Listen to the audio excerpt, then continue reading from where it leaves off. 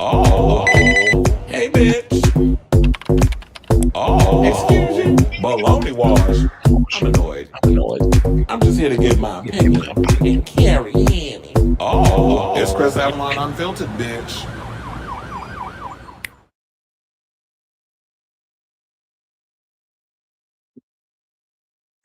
Hey y'all, it's the weekend. Happy Saturday. It's your boy Chris Avalon, and welcome to a brand new episode of Chris Avalon Unfiltered, a show we talk about all things going on in pop culture and hot topics. So if that is a show for you, definitely stick around because we have a lot of gossip and a lot of tea and a lot of things to talk about today, including we have some sad news regarding William Orbit passing away, celebrity journalist who broke a lot of who broke a lot of barriers for black people, black journalists. I would say Flo Anthony also passed away.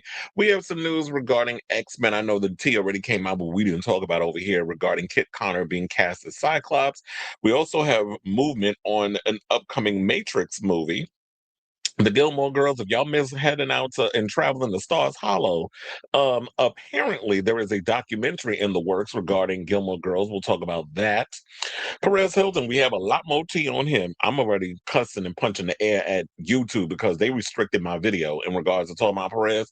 But apparently they're talking about that his kids were with him just minutes before he filmed that troubling live stream. Also, we need to talk about TikTok leaving that damn video up for 30 damn minutes. Is it possible that they could be sued for leaving that up there for a long period of time? And word on the street is, according to some people in the industry, Perez is liking all this attention. So everybody out here running, I feel bad for him. Please, any publicity is good publicity when it comes to him. We already know he's a fame whore, or an attention whore. So, well, it could be both. Two things can be true. So we'll talk about that. Plus, more tea is coming out regarding that nasty ass bitch, Sidney Starr, where they were some of the condom fell out of her pocket while she was arrested. We also have to talk about this 30th anniversary situation going on with The View. Funny enough, when I was talking about it because of Rosie O'Donnell and everything, in my head I was like, oh, you know they're not inviting Nutmeg McCain. Well, we have some tea regarding that story, regarding Nutmeg McCain and them not wanting to put her pain in the ass up in there to come deal with this situation. So we'll talk about that. Plus, there was an article I saw over on Rolling Stone that I thought let's talk about it because apparently people out here think Tate McRae is MAGA, so we'll get into that. Plus, a music video director who worked with Britney Spears did an interview with Joseph Shepard, and he's busy. He's talking about the day when they were working on a music video, how Justin Timberlake decided to text her as a breakup. So apparently, he saw that episode of Sex in the City where she got broken up by Post-it. So now he wanted to do it via text. So we'll talk about that and all the tea he spilled regarding that interview. I think I put that twice. Hold on, because I realized, yeah, uh, yeah, I did put that two times. Anyway, also speaking of relationships and things and cheating and breaking up, maybe. There is a washed up reality star. Y'all may be familiar with him when I bring him up, but apparently he's trying to expose Andy Cohen and say he slid into his DMs and was trying to see a little something, something. And so the reality star decided to get up on social media and try to put Andy on blast, hit up the boyfriend. He out here being, you know how the gays are, the homosexuals, y'all, you messy queens. So we'll break that down. Also, Andy revealing in a recent on his podcast that he asked to see a fan's racy photo. Messy queen, like I said. So we'll talk about that. Speaking of messy wannabe queens, we got to talk about that old washed up musician, I guess we'll call her, Róisín Murphy, trying to come for Madonna because she supports the trans community. Also, we have some awesome heated rivalry news. One of my favorite little actors running around just got cast. So we'll talk about that. And we got some good news regarding Chappell Roan, because we always talking about negative stuff when it comes to her on the show. But I thought it'd be different if I post a little something positive that she's doing that's going to help the LGBTQ community. So it's a charity thing. So we'll get around that and a whole lot more. So before we get to those topics, hit that like button, subscribe, smash the notification bell, hype the channel, do all the things to help this show get out there in that good old algorithm. Please and thank you. Um, Hold on, let me put y'all comments in here. Onyx says, good morning, everyone. Taylor Swift finally blocked Trump using her music, and Blakely, the gay guy, black one that makes us laugh, not the Gen Z one, dubs Tate McRae as Timu Britney. First of all, I was calling her Timu Britney. Now these bitches out here taking my phrases. It's fine though. Y'all can borrow it. But I call her Timu Brittany and I call her also Taint McRae.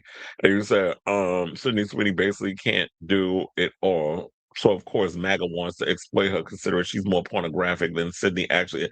And Tate McRae be up there with her. She always doing it. It's like, girl, relax. What are you doing? Like, you trying to be sexy so bad. I mean, she's a cute girl.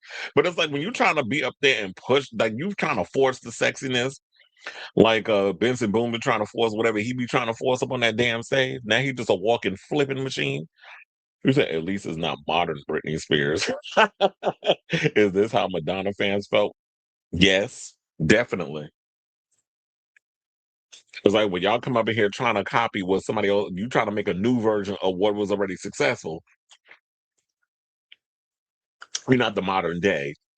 You're just, in the words of Nine Inch Nails, that copy of a song, you're just a copy of a copy of a copy. But anyway, let's get into the show. Let me hit my banta. My banta. And without further ado, let's talk some sad news. Okay, so over the weekend, I believe it was yesterday actually, it was confirmed that William Orbit passed away, but I'm jumping the gun a little bit. So Friday, I have found out that he passed away. I was working, was I working? Was it Friday? I was watching, I forget what I was doing. I know I was working, the days be blurring, child. So I was working, it might have been Hillary Duff. So I was working Hillary Duff show, got out of work, found out the rumors were swirling, all the other stuff that he had passed away. And I was like, is this true? Like nobody could really confirm whether or not if it was true or whatever. So I kept like going back and forth. Do I post it? Do I not post it? Do I post it? Do I not post it? I did post it and delete it twice. I posted it twice and deleted it twice because I was like, I don't know. So the next day, which was yesterday, when I woke up, it was officially confirmed because people over on William's website actually posted up that he had passed away. Now, the word on the street is he actually passed away 2 weeks ago, but we just found out yesterday, oh wait, no, yesterday was Friday, right? What is today? Saturday? Yo, let me tell you something. I have been working so much, I don't even know what day it is. That's how bad it is. So, yeah, looking at my calendar. Okay. So, what that girl name again? The one I just talked about that used to work on what was a part of Disney? Um, Hillary Duff. Yes, the brain is braining today. I worked Hillary Duff on Thursday. Now I knew I wasn't bugging. I am kind of bugging now, but I knew I wasn't bugging. Okay, so I worked her on Thursday. That's when I found out after the show was over. Then Friday came, and then that was when it was officially announced that he had passed away. So now today, Saturday, we talking about, okay, now I got my days right. Forgive me, I'm having an issue today. Or should I say, in the words of Danta, pardoname. So, um, yeah, so officially it came out yesterday that William Orbit passed away. This is sad news. Allegedly, I mean, rumors were swirling. He had cancer. I don't know. They didn't say what it was, but apparently, if we just found out now, and this came out 2 weeks ago, and the family didn't want to talk about it, I believe one of his friends or somebody I know who works with him in the industry actually posted it, and he had to take it down because I don't think the family was ready to bring this up. So um one now that the cat's out the bag and the fans saw the thing and they were aware of it, the family had to confirm. But this is what I find it weird. Like William Orbit has fans, be it his own stuff that he's done or because of his association with Madonna and other people that he's collaborated with in the past. So I don't understand why the family would be that secretive where you don't think that we would care. Because what if somebody actually posted on social media, and this has been kind of the rumor, people have been wanting a Ray of Light Part 2 to happen between these two. And I remember hearing stuff that there was drama between Madonna and William Orbit, and she wasn't interested because he had maybe said some shady stuff. But I have heard, and we're going to talk about it later on. I actually did speak about, she gave her condolences, everything this morning. I have it. We'll talk about that. So I don't necessarily know if those rumors were valid or if she had hard feelings, or maybe it was just like, okay, he said whatever. And that was that.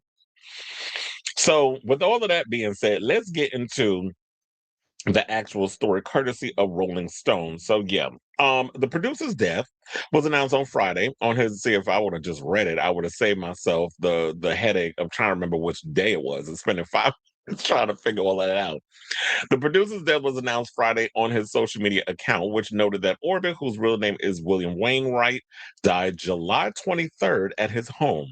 No cause of death was provided, saying it is with profound sadness that the family and friends of William Orbit announced that William passed away at home on July 12th. Well, you know the Brits, they write in reverse.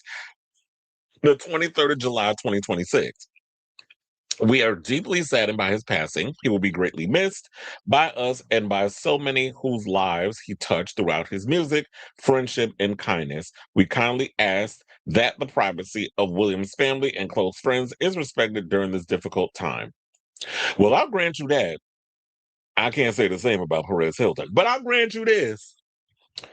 Orbit was a member of the electronic music trio Torch Song in the early 80s, releasing 3 albums on the IRS label before moving into music production, including creating the soundtrack for the 1986 hockey film Youngblood. Now, after leaving the electronic music project Bassomatic in the early 90s and producing Beth Orton's 1993 trip hop album Super Pinky Mandy. Well, I do remember buying that record. That's when I first got, funny enough, that's actually when I got into him way before that he started working with Madonna. So then he started creating remixes for Madonna's Justify My Love and Erotica, which laid the groundwork for larger collaboration with the Material Girl on her Grammy-winning 1998 LP Ray of Light. And what people don't realize is that a lot of times when Madonna becomes aware of artists, yeah, she'll be digging into the underground and seeing like what's going on. But a lot of times they're happy accidents. There'll be some DJs that'll remix her stuff and she'll be like, oh, I like that. And do you want to work on an album? I mean, look how she got with Stuart Price. He actually was recommended, I believe by Min Ways, where he got recommended to her and he was doing the piano and stuff and working as her music, like working behind the scenes with the music. And she kind of like how he was putting her music in. It's like, come an album together. And that gave us Confessions on the Dance Floor and Confessions too. So a lot of those happen to be just people working with her on little things or just a little remix and, magic happens. Now, the album will go on to win Best Pop Album and be nominated for AOTY, Album of the Year, for those who don't know the initials, at the Grammys, while the title track won Best Dance Recording. Orbit's work with Madonna continued with the Austin Powers hit Beautiful Stranger and a trio of tracks on her 2000 album Music. A dozen years later, Madonna and Orbit reunited for a handful of songs on her 2012 album NDNA, including singles Gang Bang and Masterpiece, which, quiet as it's kept, those are the best songs of that travesty of a record. Well, I do love Spin. I do love that damn song, bitch. Anytime that song come on, um, I'll get the singing. Take me like you took my money, bitch.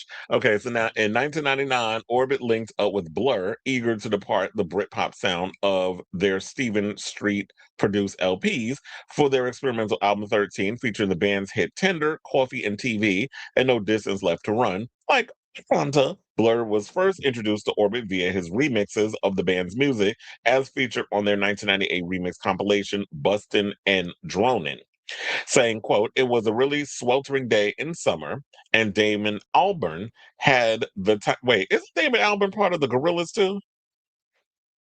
I believe he is. But anyway, I love the Gorillas, by the way. Um, had this title tiny little studio in West London, no air conditioning. Oh, Madonna loves no air conditioning, chair.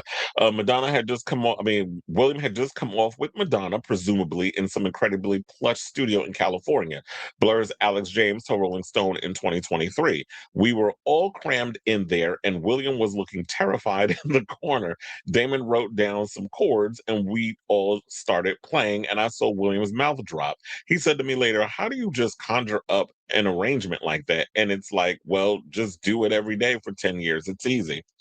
Well, yeah, that's what, like, when it comes to anything, practice makes perfect. Like, anytime you got something going on, or if you do it enough, it just it comes naturally. Now, Orbit's production credits include songs by U2, which they did Electrical Storm, No Doubt, Making Out, Pink, the Beck penned Feel Good Time, as well as tracks by All Saints, Katie Malua. I remember buying Katie Malua's album too. Robbie Williams, Chris Brown. Chris Brown. Well, I don't listen to Chris Brown, so I wouldn't even known he'd ever work with William Orbit. And also, let's not forget Melanie C. Now, I remember he worked with Melanie C on her Northern Star album. If you actually listen to that record, which is funny enough, out of all the Spice Girls, I will say that, I mean, I've listened to all the Spice Girls when they've gone solo. Obviously, the best one to come out of there with a good body of work is Melanie C. So I've been following and listening to Melanie C's music since Northern Star because, and I think I got more into her around that time because she was collaborating with William Orbit on a lot of the music. Whereas kind of, they were all, a lot of the girls back then were, and guys were inspired by William Orbit and because of the Madonna collaboration. So a lot of people was working with him in regards to that. So she actually wrote on Friday on social media of their Go singles. She said, such an honor to have worked with this great man. So there were a lot of people in the comments and things of that nature. Hold on, let me open up his thing. Because I believe there was quite a few celebrities that gave their RIPs. Bright Light said, oh, what awful news. Thank you for all your amazing work, William. Then we had the AIDS Memorial put up condolences. Carmack Music, such a legacy of music. Thank you, Billy Bubbles. MLBC Podcast put up a lovely thing. Mike Kilman, who I actually know, put up a situation. Kylie Pop Icon put up some love or whatever. Yeah, I see Melanie C's. We got Allison Goldfrapp, who I absolutely love, said, oh gosh, this is sad news indeed. Much love to his friends and family. Mew Mew's awful news. So sad to hear RIP. Fat Boy Slim said, rest in peace, my friend. You were a trailblazer and a gentleman. We owe you a debt of gratitude. Oh, I love me some Fat Boy Slim too. A lot of his music back in the day. Ferry Corsten, William was a true visionary. I had the privilege of working with him on Barber's Adagio for strings. Oh my God, I love that damn song. In 1999, a moment that changed my career and opened many doors in electronic music. I'll always be grateful for his trust and inspiration. Rest in peace, William. Your music will live on forever. Sonique Clark. Wait, is that Sonique who did Feel So Good? Yes, it is. I didn't know her last name was Clark. So let me tell you, that feels so good song. That bitch, well, sorry, I don't want to refer to her as that. That song had me in a chokehold back in the day. And I've heard many people cover it, but child, I live for that song. She said he was one of the first people I ever worked with. I'm so sad to hear this. Sending all my love to his family. RIP, my friend. And let's do one more with a very familiar. Oh, wait, hold on. I got to go do three more. Patrick Leonard came up in here and said, very sad to hear this. William was an absolute one off. His work was brilliant and completely unique. A total pioneer and a gifted creator. We were lucky to have him. May he rest in peace. One of my favorite DJ producers, Felix the House Cat, said, thank you for taking a chance on a Chicago kid. First trip to London, rest easy king. And last, but Samantha Morton put something in here too. She was just in the Odyssey. Sister Bliss, who y'all probably know from Faithless, said genius and pioneer wouldn't have a life in music without him. So if you go over to Arca put up some love, Don Diablo, Aphex Twin, so a lot of the Zoe Bell, Chris Cox, Nervo Music. So anybody who's anybody in the music industry regarding electronic music and that whole situation, they've sent their love, they've sent their condolences. But the one that we definitely have to get to, of course, is from the Queen of Pop herself, Fanta, who has put out her post over on her page. So Madonna said, I had an epiphany when I met you and started working with you. I realized that music did not have to fit into categories or genres. So we created our own. You pressed a magic button inside of me, and I fell into a galaxy of unreleased dreams. Your music gave me a magic carpet to fly on, and I visited many places, sad and joyful. I sang in ways I'd never sung before. I used words without caring if they made sense or not. In many ways, you were my ray of light, as was my daughter, Lola, who was born around this time. I was starting a new chapter. I was choosing another road to walk down, and you were right by my side with your crooked teeth and your genius way of hearing music. The studio was often church, like I would sit in silence, waiting for your ideas to explode out of your keyboard or your guitar, and then I would run with them.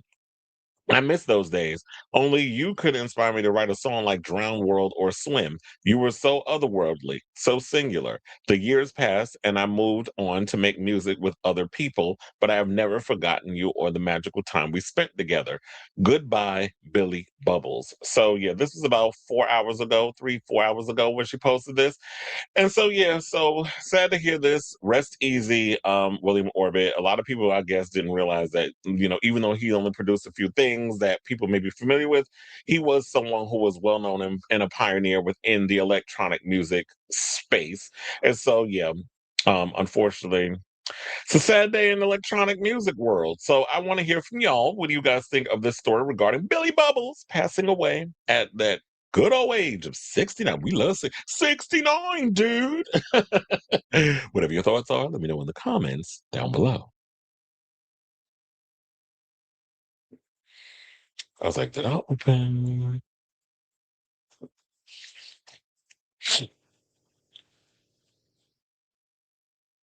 Didn't open it.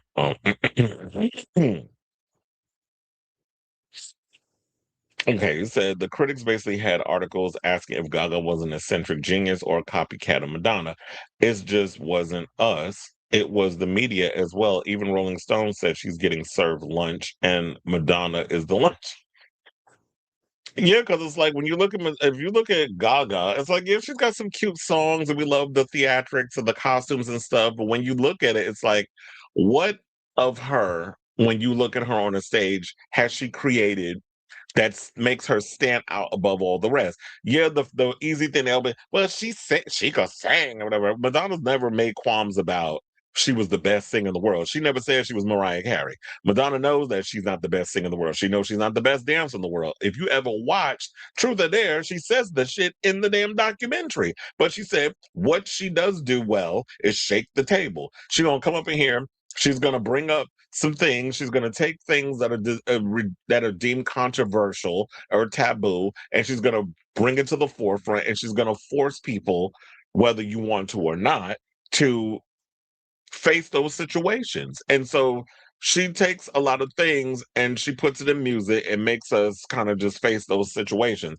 So when people come up here and say like she has no talent or she can't sing or she just that and the other, you don't have to be the best singer when you're in pop music. Now, if you're up in here wanting to hear full on whatever, whatever, then y'all can go and hear all of that. Working overtime. I'm working overtime. I do love that damn song. I was a William died 2 weeks ago. Well, I guess you just now came into the show, but when I started this whole story, excuse me, I all of that was mentioned. Beehive thinks the Rock album is pushed till 20. I definitely think 2027 is a smart move for Beyonce. I think like now let the girls do what they're doing. This is no shade. This latest year. Let Slater have her moment. Let Madonna have her moment. Madonna gonna be out there touring in 2027. Beyonce can have her moment in 2027. So I'd like just save the rock album for then. So I wouldn't be mad if she released that rock album next year. Yeah, because what Rock and Roll Hall of Fame? Damn, Beyonce been in this business for 30 years. Where did the time go? May he rest in peace. Thank you for changing everyone's life with Ray of Light. Someone said he died in Spain, and other outlets said he died in England. I just hate the fact when people just don't get their story straight. It's like you're saying he died this place, he died that place, then he died 2 weeks ago, and then we found it out 2 weeks later. It's a mess. And he said after this, I don't want a part two of. I mean, no shade, but even if he was still alive, I don't think we would have gotten a part two of Ray of Light. I think Ray of Light was what it was. And I see like a lot of the young girls, like the Addison Rays and so many others, and FKA Twigs have been inspired by Ray of Light and have brought that type of etherealness to what it is that they're doing with music. But I honestly feel like Ray of Light was what it was at the time it was. You want Ray of Light Part 2? Listen to Confessions too. There's a little bit of Ray of Light up in there. Like I say, yes, it's my favorite Madonna era, but it would just feel disingenuous to make it without him. And she probably doesn't practice what she preached anymore. Oh, you mean all the spiritual stuff? I think she'll always be spiritual, especially, with the Kabbalah and all that mess. But I definitely agree with the whole. No, we don't need another. We don't need a rail light sequel. Hold on. You said the first remix I heard for William was "Justify My Love." Then he did a remix of Seal's song "Crazy." I also love his remixes of "I'll Remember." Also, his most recent work with Pink Pantheress. I forgot he worked with her. I just need Miss Ma'am to wake up and stop making songs that's like a minute and a half long. Yeah, Chris Brown was an MDNA reject track.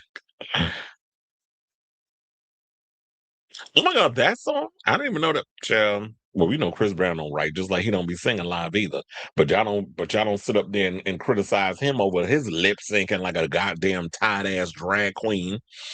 Madonna posted a tribute to him. Yep, we know, we know, you know. I wasn't playing the video though because I don't know, just in case any of that stuff, because it had Grammy footage. I didn't want CBS trying to come for me. I think it was cancer. There were rumors he unalived himself, but I doubt that. Because those people where they got their little Dr. Kevorkians, where they be like, "Oh, I'm sick, so give me the little injection and take me out because I don't want to deal with the pain no more."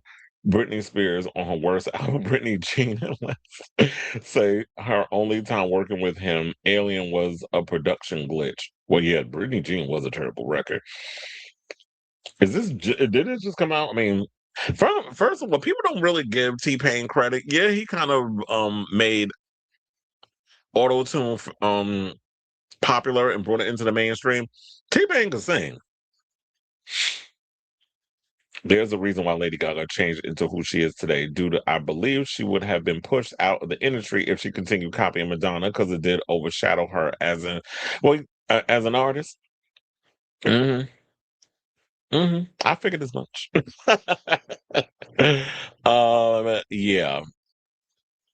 She had to stick to the like. Well, look, the difference because remember she said that crap. The difference between I play my own instruments and stuff. I'm like Madonna plays instruments too. Before she was Madonna, she was in a band called The Breakfast Club and played the drums.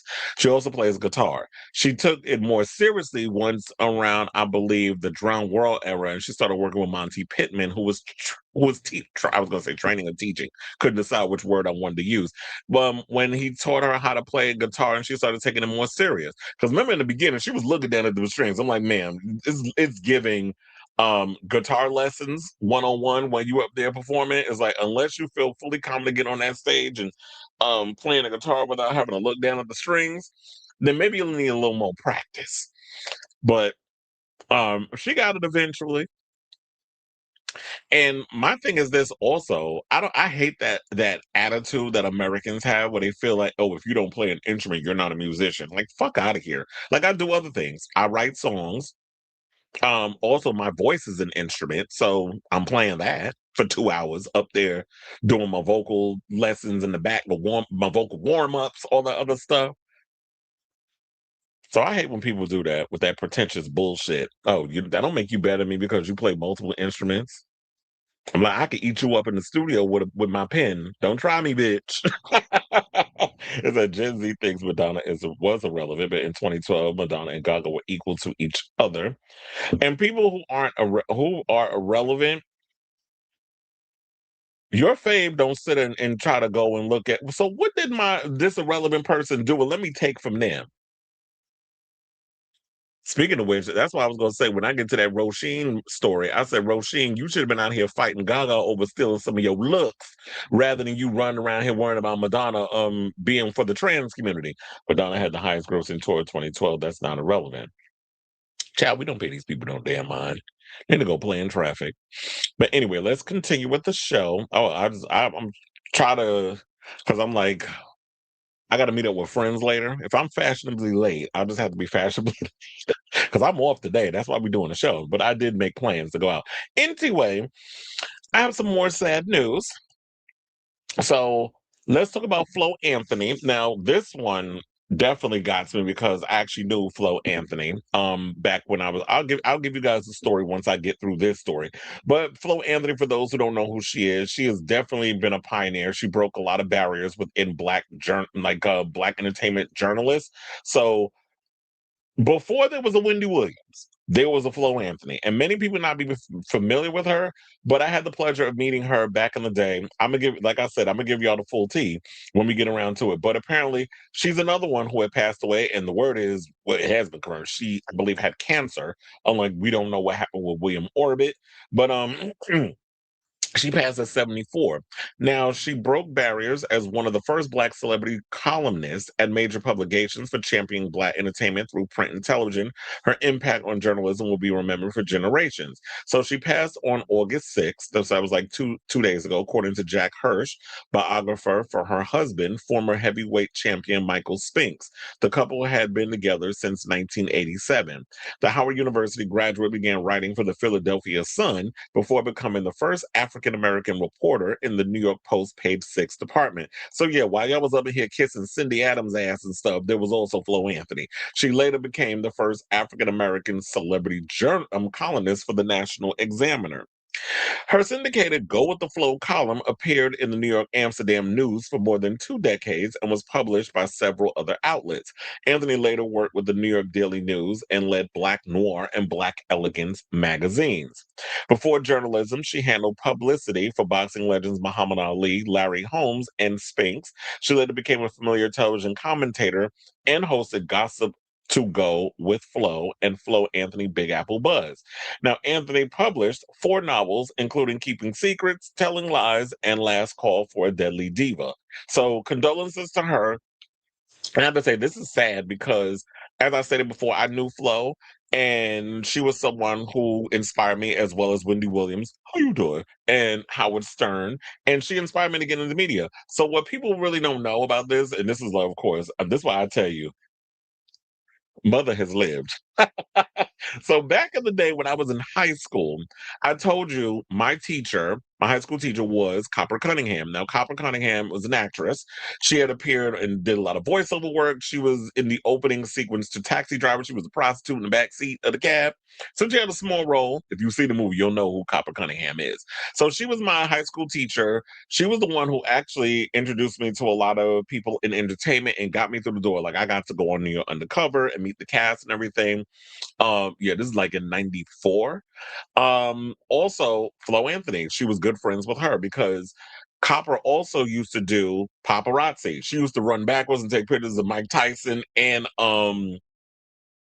bunch of celebrities. It was also, I think it was back in the day when he was with Robin Gibbons. So she was up in there doing all that stuff, getting the paparazzi photos and stuff, and she also knew Flo. So I had actually met Flo through her. And what was supposed to happen back in the day in high school, we were going to work on a pilot that we were going to send to Nickelodeon, where I was going to try to be the first teen talk show host. So that was like an idea. So I had the whole idea of dreams of being a talk show host back when I was in high school.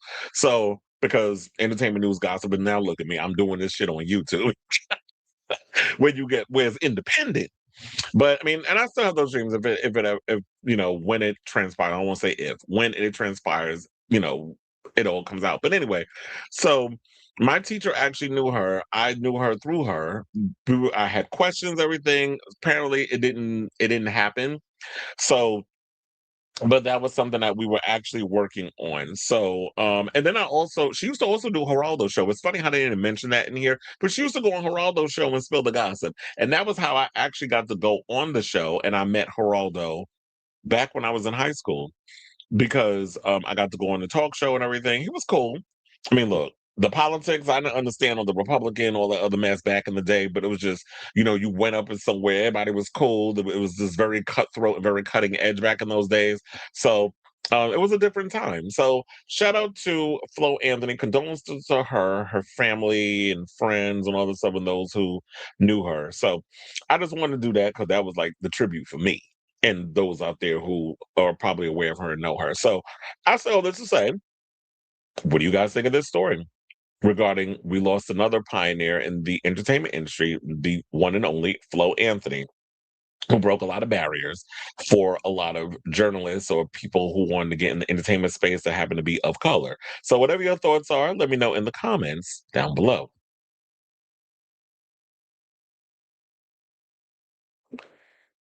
We know how Madonna loves to manipulate her vocals and experiment with it in the studio. Most artists don't. And the thing I think what I love about pop music, and it's not just her, but I know it's a lot of people do it too. One of the things I love about electronic music and things of that nature is that everything isn't supposed to be just like linear. Everything is supposed to be just one way. Oh, you have to sing it this way. I love the idea of artists playing around with their vocals, experimenting, and that's what pop music allows you to do. Usually, if people have the cojones to actually want to take those risks. But so I agree about that. It said about the Madonna hater, according to the press, she hasn't had a hit song in the UK since two. Oh yeah, well, child, we was gonna get to that. It's like, child, Róisín, you ain't had a hit since you released Overpowered. When you was on that album cover looking like a goddamn overcooked lobster. So you want to talk about reading? Let's talk about reading in the words of Venus Extravaganza. But anyway, let's get back into some more hot topics. And let's talk about X-Men. So it came out on Friday, I believe. It was like Friday was a busy day. That's why we're talking about it today. That or was it Thursday? Anyway, we ain't doing that again. Thursday, I believe it was announced that they have found their Cyclops. And it looks like Kit Connor from Heartstopper, who's also openly bisexual, which I'm like, I was hearing people making comments about, well, pundits on social media. Is it going to be an issue that they have someone who's openly bi playing this character? First of all, he likes boys and girls. Number two, if you are someone who loves X-Men, you already know X-Men is about the other. It's about people being discriminated against because they're mutants. I mean, we saw when, even though Bryan Singer, I felt like in so many ways, some of the X-Men movies he did was hit and miss, and how he treated certain characters, particularly um Scott Summers. Hated the way he treated. I love James Marsden. I'm really hoping, and based on the little shots that we've seen in Avengers Doomsday, um, it looks like that Scott Summers is finally going to get to kick ass on screen and show like he's a badass because he is. They made him look like a simp in the movies, but he's definitely not a bitch. And so, and if you read the comics and everything, so I like the idea that they're really going to give him, that the Russos are going to give him his just due. So I hope they do that because I hated what Bryan Singer did. Or maybe what it was that maybe James wouldn't let him blow him. So that's probably why he did what he did with his character and decided to make Wolverine the lead. And I'm like, Wolverine is not the lead. Yes, Wolverine's a badass, but he was not the guy that was getting shit done within the X-Men. It was Scott, who was the leader. Then of course we had Magneto and Professor X, which we'll get into that in a second because there's rumors floating around that Christopher Abbott is in talks to play the character. I honestly think they need to go older. So Patrick Wilson, I think, would be a good idea. He kind of has that look to him. Or Matthew Good, I would like to see. So someone with gravitas, or maybe y'all could pull somebody from Game of Thrones to be Professor X or whatever. I don't know who they're gonna get as Magneto. I honestly think I would like to see Adam Driver.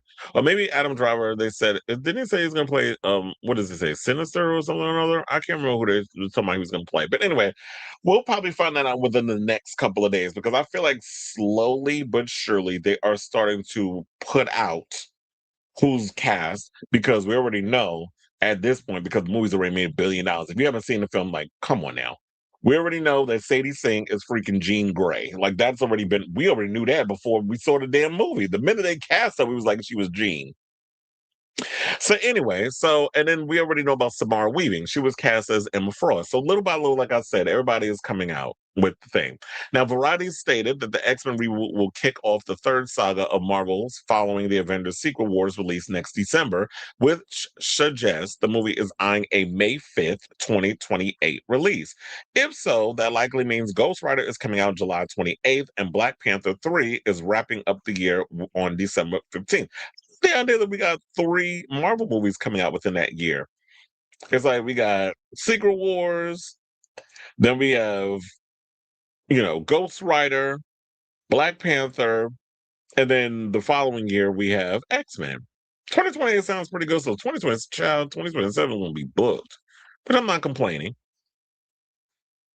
With Spider-Man Brand New Day star Sadie Sink set to play Jean Grey, well, she's already played her in Spider-Man, and Ready or Not Samara Weaving taking on the role of Emma Frost, Marvel Studios' X-Men reboot is quickly taking shape. So Deadline brings word that Heartstopper star Kit Connor, who's 22, has, and funny enough, doesn't his name sound like a superhero name, Kit Connor? Well, it's very English when you call somebody Kit. I mean, we got Kit Harington, Kit Connor. He's been cast as Scott Summers / Scott Cyclops. Marvel Studios president Kevin Feige and director Jake Schreier reportedly met with several candidates before deciding last week that Connor was the right choice to play the hero. The trade adds following a number of meetings and auditions over the last couple of months. Sources say a small group of actors tested after the 4th of July holiday, and after a lot of back and forth, Marvel landed on Connor as the choice to play Summers. Now, introduced by Stan Lee and Jack Kirby in 1963's The X-Men issue #1, Scott Summers has become one of Marvel's most iconic mutants and is the longtime field leader of the X-Men. Born with the ability to unleash devastating optic blasts from his eyes, Scott relies on ruby quartz visor to control his powers. As Professor Charles Xavier's first student, Cyclops has become renowned for his tactical brilliance, unwavering sense of duty, and often complicated relationship with fellow X-Man Jean Grey. So to have them try to play off the complication of their relationship, I definitely think that that'll be cool. But also with the fact that they said he has tactical brilliance and he's someone who's a field officer, seeing him take on not only just with the eyes with everything, I don't want them to necessarily rely on just the eye, like the power and all that other stuff, but also show him kicking ass. So a lot of combat stuff. And he definitely is looking good. Because I know a lot of people thought in the beginning, oh, you got that kid from Heartstopper. He looks like a kid. I mean, technically he is. He's 22. But if he hits the gym, got a little scruff going, like you see in this picture, oh, kid can definitely get it. So uh So they said whether leading the X-Men or X Factor, Scott remains one of mutant kind's greatest champions, and he even briefly headed down the Magneto route with a somewhat villainous turn after Avengers versus X-Men. It's also worth pointing out that during Grant Morrison's new X-Men run, Cyclops cheated on Jean and became romantically involved with Emma Frost. So if that's going to be the situation, I'm thinking they're going to bring some love triangle mess up in here, which I don't mind that if y'all, because one of the things about Marvel I've noticed, they don't really do the whole relationship romantic thing. They don't really do the whole who's hunching who and the cheating. I know people want to make it too soap opera esque, but X-Men is kind of a soap opera if you really look at it, with all the drama that was going on between them and the different personalities and stuff, and Scott being messy at times, and the fact that Jean did kind of gravitate towards Wolverine at times. But I do hope that with this new X-Men movie, we don't get Wolverine in here. I think we need to let Wolverine rest a little bit. Let people get Hugh Jackman, the Paladin, and I love me some Hugh Jackman. We need to get a little Hugh Jackman out of our situation. Give it a little bit. Let's get used to this X-Men guys, and then when we get X2, we already have an X2. But if we get the X-Men 2 Jake Shire edition, then we can introduce Wolverine. But I definitely feel like we need to focus on these other core people and not bring Wolverine in there, because I don't need another situation where Wolverine's brought in and he overshadows all the other characters that we have in here, like what they did in the original X-Men movie. So there are what is it? Condom, meanwhile, is an English actor who rose to international fame as Nick Nelson in Heartstopper, which is on Netflix. He also appeared in his Dark Materials, Rocket Man, Warfare, which was actually good. And I think maybe that's why they settled with why they thought he was a good choice, because he could do action. He was in Warfare, which if y'all have not seen that movie, definitely check it out.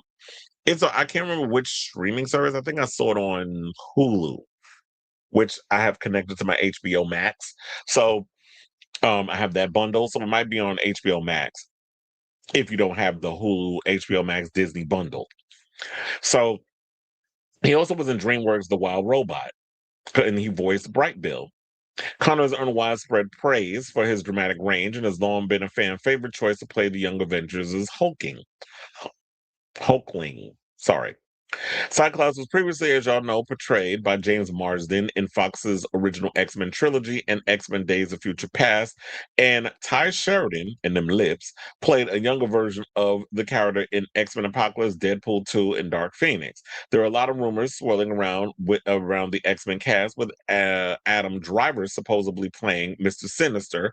Charles Melton has been named as a contender for Beast, with Kaylee Spaney in the mix for Rogue. I don't know if I see Kaylee Spaney playing that part. I've also heard Odessa Azion. I don't know if I see her as well. I think it's the hair that's got me kind of thinking Odessa because she has the big hair or whatever. But Kaylee Spaney, I like Kaylee Spaney, but I don't see her for Rogue. Child, shake it up, make it Kiki Palmer. As a Professor X, they said it's down to Tom Pelfrey and Bill Skarsgård. But I heard Daniel RPK put out a thing that said Tom Pelfrey and Bill Skarsgård are not in the running. I've heard Patrick Wilson. I've heard a bunch of other names, but I don't necessarily know if it's true. We'll just have to wait and see which direction they go into. But I definitely think if you're going to do Charles Xavier, you've got to spew him older. You can't have like some 20-year-old playing uh Charles Xavier. He's got to be in his 40s to 50s, I think. Now, but they said D23 is next weekend, so we'll probably find out next weekend, might be this weekend, because this story came out last weekend. So yeah, we'll just have to see how this turns out. They also said Wagner Mora is a possibility for Mr. Sinister. He was in Narcos, and also, damn, what was that other movie that he was in? I forgot that he got the Oscar nomination for. And they said the actor set the record straight during a recent interview with Screen Rant. Said, "I've been reading these things on the internet, and people are sending that to me. I mean, I'm a fan of that whole entire universe, especially when I was a kid reading all those graphic novels and everything. But there's nothing. No one contacted me about it. It's just something that people read. But on the internet, I don't know nothing honestly about it. I would love it." So, yeah, nobody really knows, or maybe he does know, and he just keeping it quiet because a lot of times, but when it comes to Marvel, if you are auditioning and in quiet negotiations and you've gotten the part, you got to keep all that under wraps. The thing with the MCU and all, they love shrouding things in secret, even though you kind of can figure it out. Like a lot of people are smarter when they want to be, if they want to find out some stuff. So there you have it. Kid Connor is our new Cyclops. So he'll be going up against it. I was gonna say Sydney Sweeney, child. Well, I remember hearing a rumor she was in the running for Emma Frost, but I'm glad they went with Samara Weaving. She definitely embodies that character, in my opinion, more, and probably becomes cheaper than Margot Robbie, who was initially another one that was rumored to be playing her. But Margot was too expensive, so I think that's probably why they didn't pick her. You pick I don't want to do this to her, but you just go and you get the Timu equivalent of Margot. But Samara's a good actress, so I don't want to give her the Timu too much. So I say all this to say, what do you guys think of this story? Whatever your thoughts are, let me know. I mean, do you think that Kit Connor is the perfect choice to play Cyclops?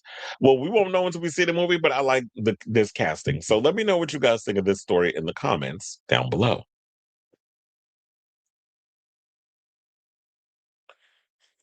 Oh,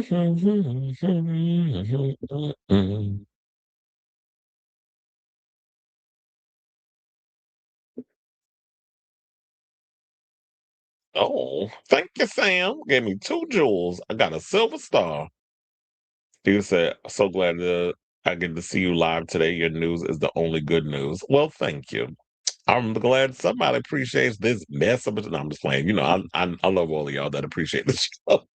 Like I said, and the outlets claimed Drew Starkey was at the top of the list. Oh yeah, I heard that too. But I heard that I was watching Jeff Snyder, I believe, where he did the hot mic. And I believe he said that Drew Starkey tried out, it didn't work out in the audition. So that didn't happen. That's not happening. But everybody kept circling back to Kit Connor. At least he's closer to say these things. And that was another thing too. I think they were really trying to focus it on the being in the close age range. Because we know how you Gen Zers get. Y'all get mad if somebody is like 5 or 6 years older than a certain it's pervert. Or it's perverted. Or I was like, okay, first of all, relax. I mean, although I look, the other day I didn't work that show, but the Hillary Duff show the night before I worked the show that I worked, people was up in there bringing up the fact that yeah, when she dated what was it, one of the Madden brothers from Good Charlotte, she was 16 and he was 25. Yeah, I would have looked at that weird too. But she's 38 with 4 kids. I said at least I mean, yeah. Yep, I believe this is definitely going to be a Gen Z led cast. Can we do individual series? I'm an X-Men fan, Spider-Man, and one more Marvel series, Fantastic Four, that would be fully animated, but all the other stuff made me abandon it. I'm not a fan of all the franchise. Hey, what are you talking about? Individual series? Yeah, I heard that dumb shit.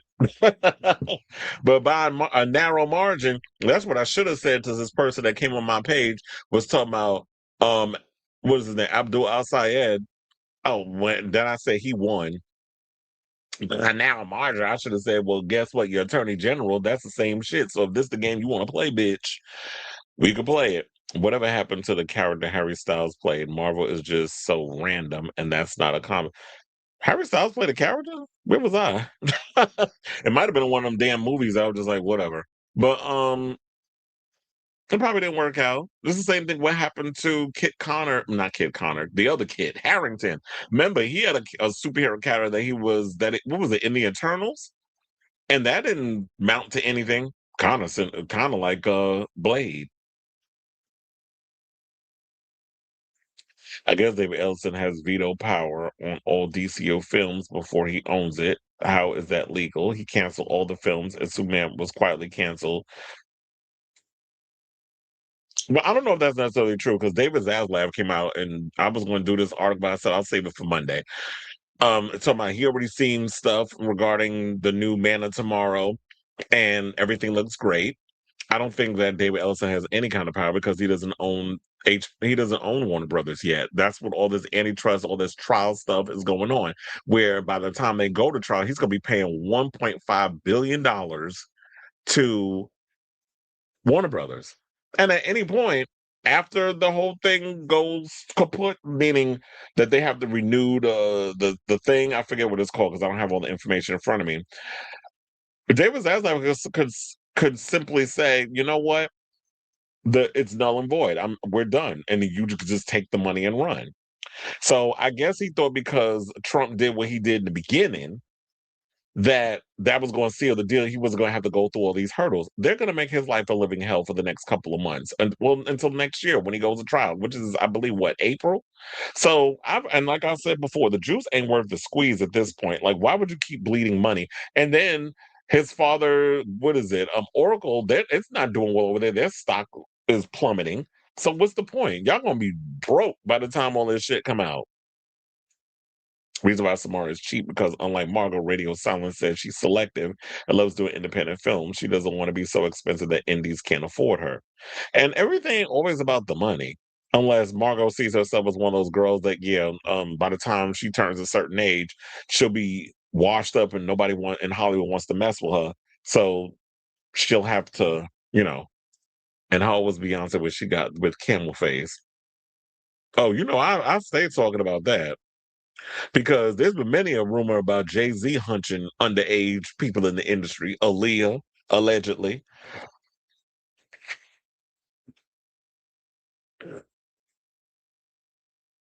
Exactly. Because I don't even remember. Look, I saw Eternals once. I think after Eternals, they moved on. After Eternals flopped, yeah, they just abandoned that whole thing over there.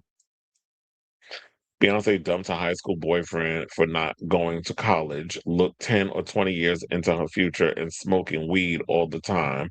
She went to Jay-Z because men her age were immature. and let her down be just a kid at 18. And you know what? I think a lot of times people do look at that when we were young. Yeah, yeah, yeah, yeah. That. Um, I know y'all, the new generation kind of looks at it as like, oh, that's gross with older people, younger people. But I don't know if it's a Virgo thing because Beyonce and I are Virgos. I'm actually 2 days older than her. Told y'all that. Um, my mindset is the same way that I've always felt that people my age were just not mature enough and on my level to understand a lot of the things that was going through my head and stuff. Because I was very mature in my head in regards to stuff. Like I related, and I've heard people who have said this. I think Funky Dineva even admitted this too. I related more to adults than I did kids. Like I could literally sit and have full-fledged conversations with adults and get what they were talking about and understand. And I always felt like I was more or less, maybe in a past life, I was just wise beyond my years. But I've always felt like I connected more with older people than I did with kids, my own age. Hence why I probably wasn't s- relations and things of that nature with people who I shouldn't have been in relations with. Because yeah, when it comes to relationships, I don't know if you're emotionally mature to handle all of that stuff. You think you are, but the times was different back then in like the 90s and stuff like that. So I get it. But then you have those grown people that it's like, oh, you just got some hot chick on your arm, and that's a notch. So while we're thinking of it as like, me and my age range or whatever, me and possibly Beyonce probably thinking, oh yeah, we're kind of on the level of these adults because that's how mindset are. What are the adults actually thinking about when they get when people our age? That's underage.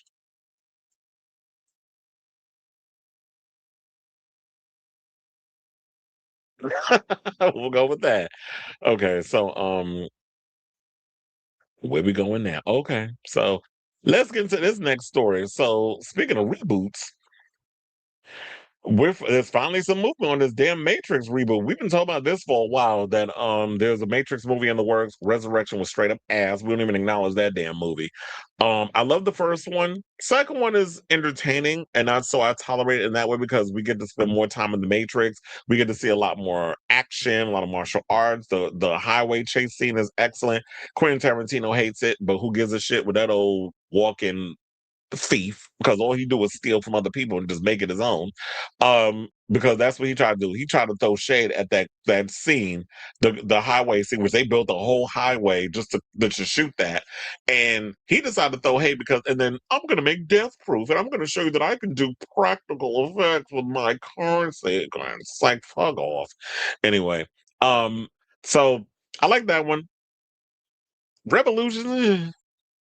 I was like, this is what Zion look like. If I don't want to spend time here eating that nasty slop like that, what was it, tasty weed, whatever the hell it was that Mouse said, that old nasty food, and it look all gross and funky and sweltery and just it smells like metal. It's like if I had a choice, I would spend time in the Matrix because the real world don't look that exciting. So yeah, we had that. That wasn't. It was. I didn't particularly care for it. Resurrections. I already said what I said in regards to that. So it looks like we got some movement on this new movie. And Drew Goddard, I guess, has finished his script. So Drew Goddard, who you might not be familiar with the name, but he wrote the script for Project Hail Mary, which got excellent reviews. He's also done The Martian and so many other films. So I definitely feel like Drew Goddard being behind this, I feel like he can steer this in a new direction. So that's got my hopes up. The Wachowskis, I feel like y'all had a great idea. You were pioneers in regards of how the bullet time and the visual effects and all the other stuff, and the John Gator effects, and just pioneering a lot of those cyber work stuff with the bullet time and the martial arts and taking all these things that I love and putting it in one movie and the science fiction aspect, which caused a lot of copycats. So we already know Keanu Reeves has had a great career because, with the John Wick stuff, we're supposed to be getting another one. He also was in Sonic the Hedgehog in the 2024 one. I don't know if he's supposed to come back as Neo, but if they want to reboot it as bringing a new Neo in, why not? So Hold on, because I'm just Collider got a bunch of crap in here that I really don't care about because they want to go into Keanu Reeves' resume. But they also said that little details are pretty much known. Drew Goddard is writing the script for the film, but casting and plot details are being kept under wraps. While some fans have cast doubt that the movie is actually going to happen, Warner Brothers Discovery doubled down on the future of The Matrix this afternoon. This story came out Friday, by the way, or Thursday, confirming that the fifth film is in active development and likely to be released after 2027.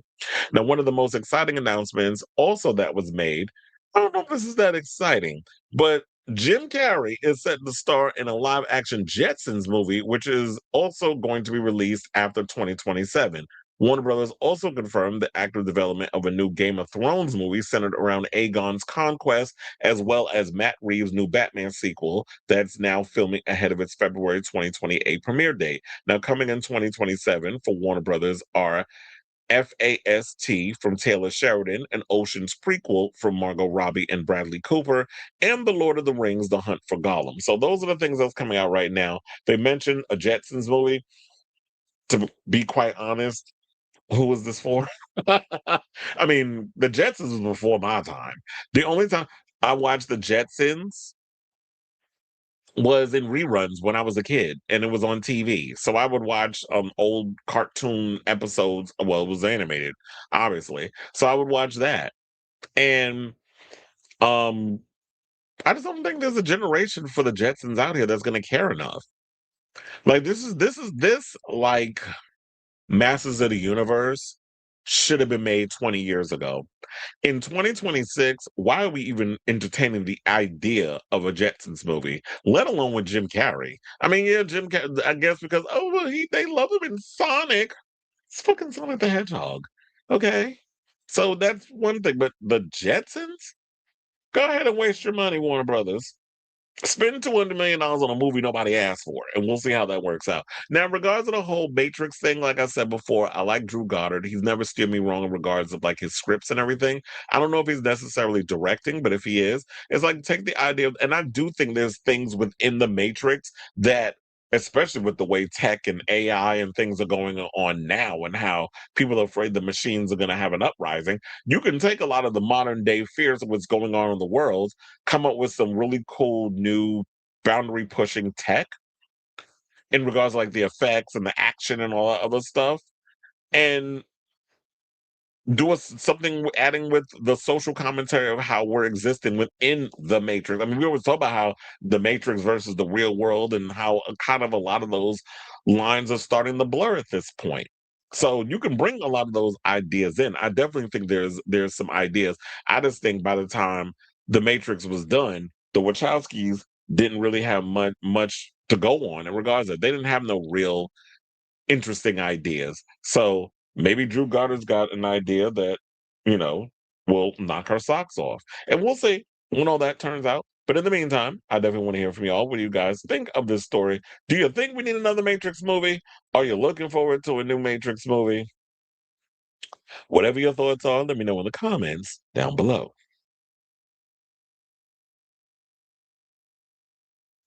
That docuseries I told you about, In Search of Darkness, they talk about Jurassic Park and how it led film and horror down a horrible road. Jurassic Park visual effects look good because Spielberg created the tech. They did CGI and it looked cheap, but they even touched AI.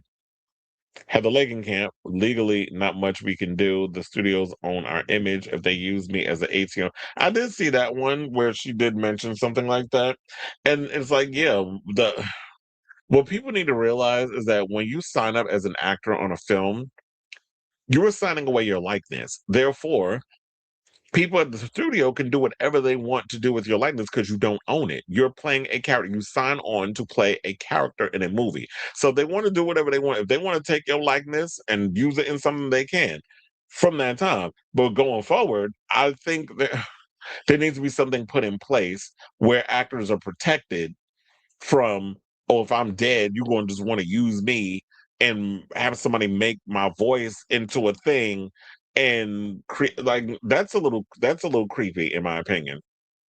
But um In Search of Darkness, it is definitely a really good series. If you guys haven't seen it, it's on Shutter. The only thing is those episodes, well, the series is like 6 hours. So usually when I watch them, I break it up because I'm like, I don't know where the hell I'm going to do all of this in one sitting. So um, let's get back into some more hot topics. And this one I'm doing for somebody in the damn who's a fan of the show. So Onyx, this is for you. The Gilmore Girls documentary is coming apparently from HBO Max. So I guess people didn't get enough of Stars Hollow, but the Gilmore Girls is, or I don't know why I call it it's Gilmore Girls. So yeah. An untitled documentary about the series, which ran from 2000 to 2007, is currently in the works at HBO Max. The studio revealed on Wednesday. Now, in Waves and War, an athlete A. What? In Waves and War, an athlete A. Helmer, that's a weird name for a show, Bonnie Cohen will direct.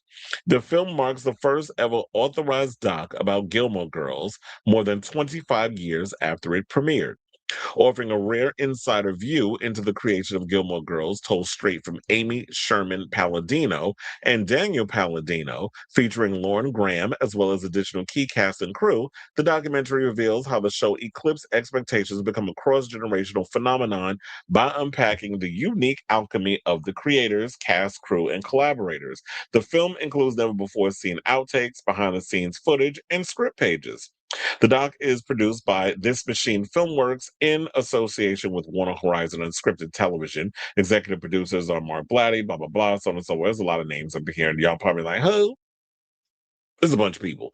Now, while there's never been an authorized documentary before now, Warner Brothers has celebrated the series in various fashions throughout the years. Last year, Alexis Bledel reunited with Graham at the Emmys to present an award for the recreation of the show's recognizable front porch of Rory and Lorelai Gilmore Starr's Hollow Home.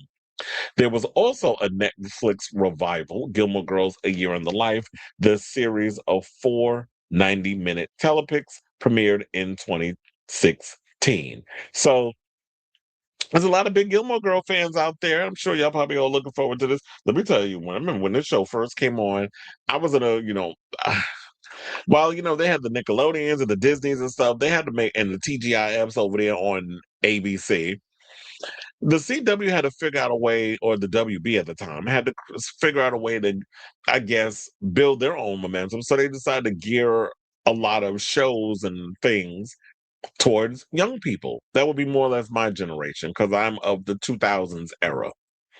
So yeah, Gilmore Girls was definitely a show, one of the many shows on that channel, besides Felicity and Buffy and Angel and the DCU stuff like The Flash and Arrow and Superman. Well, Smallville, that's what we called it. So when you had all those shows and stuff going on, Gilmore Girls is of course, and Supernatural. Love Supernatural. I'm still watching. I started doing a Supernatural rewatch.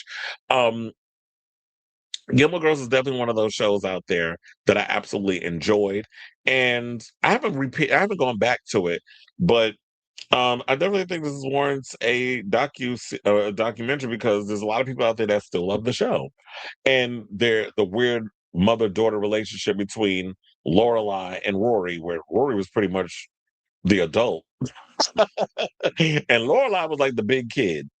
Um, And then we was all pining for Lorelai and Luke to get together for the whole damn show. So anyway, so because we loved him at that old diner that he used to work at in that backwards back baseball cap. So and don't forget Suki.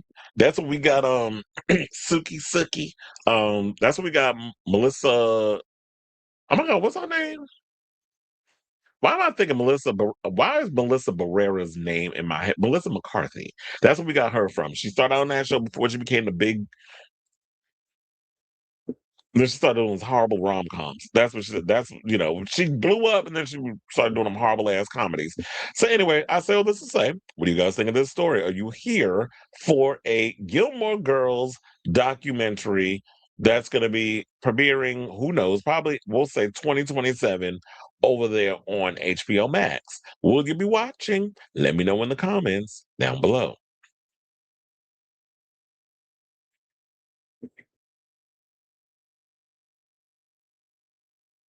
Well, I did watch the show. And he said the WB was a network for teens. Question: did Gilmore Girls? Um,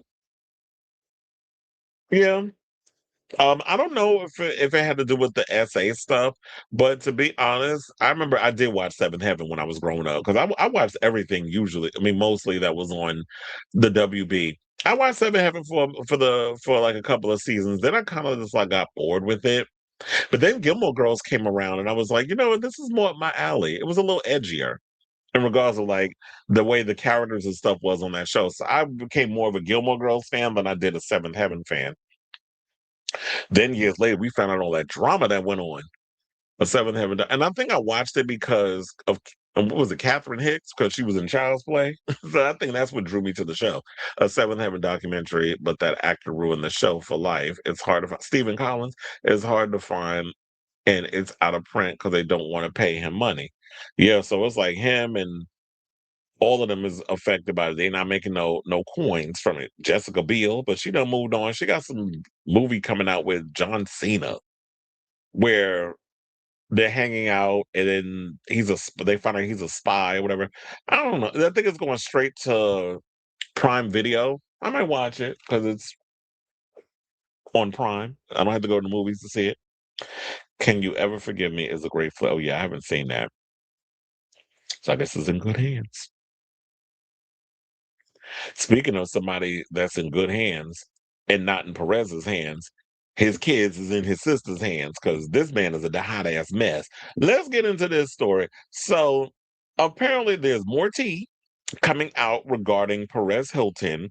I gathered quite a few articles in regards to this whole situation. But yeah, so I believe he's still under medical care. We're starting to find little by little more information coming out regarding Perez Hilton and this downward spiral, psychosis, psychotic break, whatever the hell it is you want to call it. So apparently, yes, people are still pissed off at TikTok for allowing this video. Well, look, it's under the Ellisons. So when you got a bunch of damn Zionists who more or less worried about trying to get Warner Brothers up under them and merge it with Paramount instead of worrying about all the other little things that y'all put y'all money into.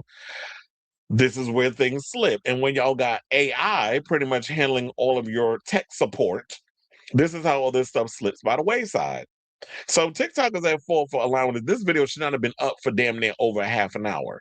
And now it kind of makes me wonder, with the TikTok video being up, does this mean that, because word on the street is Perez Hilton was undergoing some financial issues before this whole psychotic break?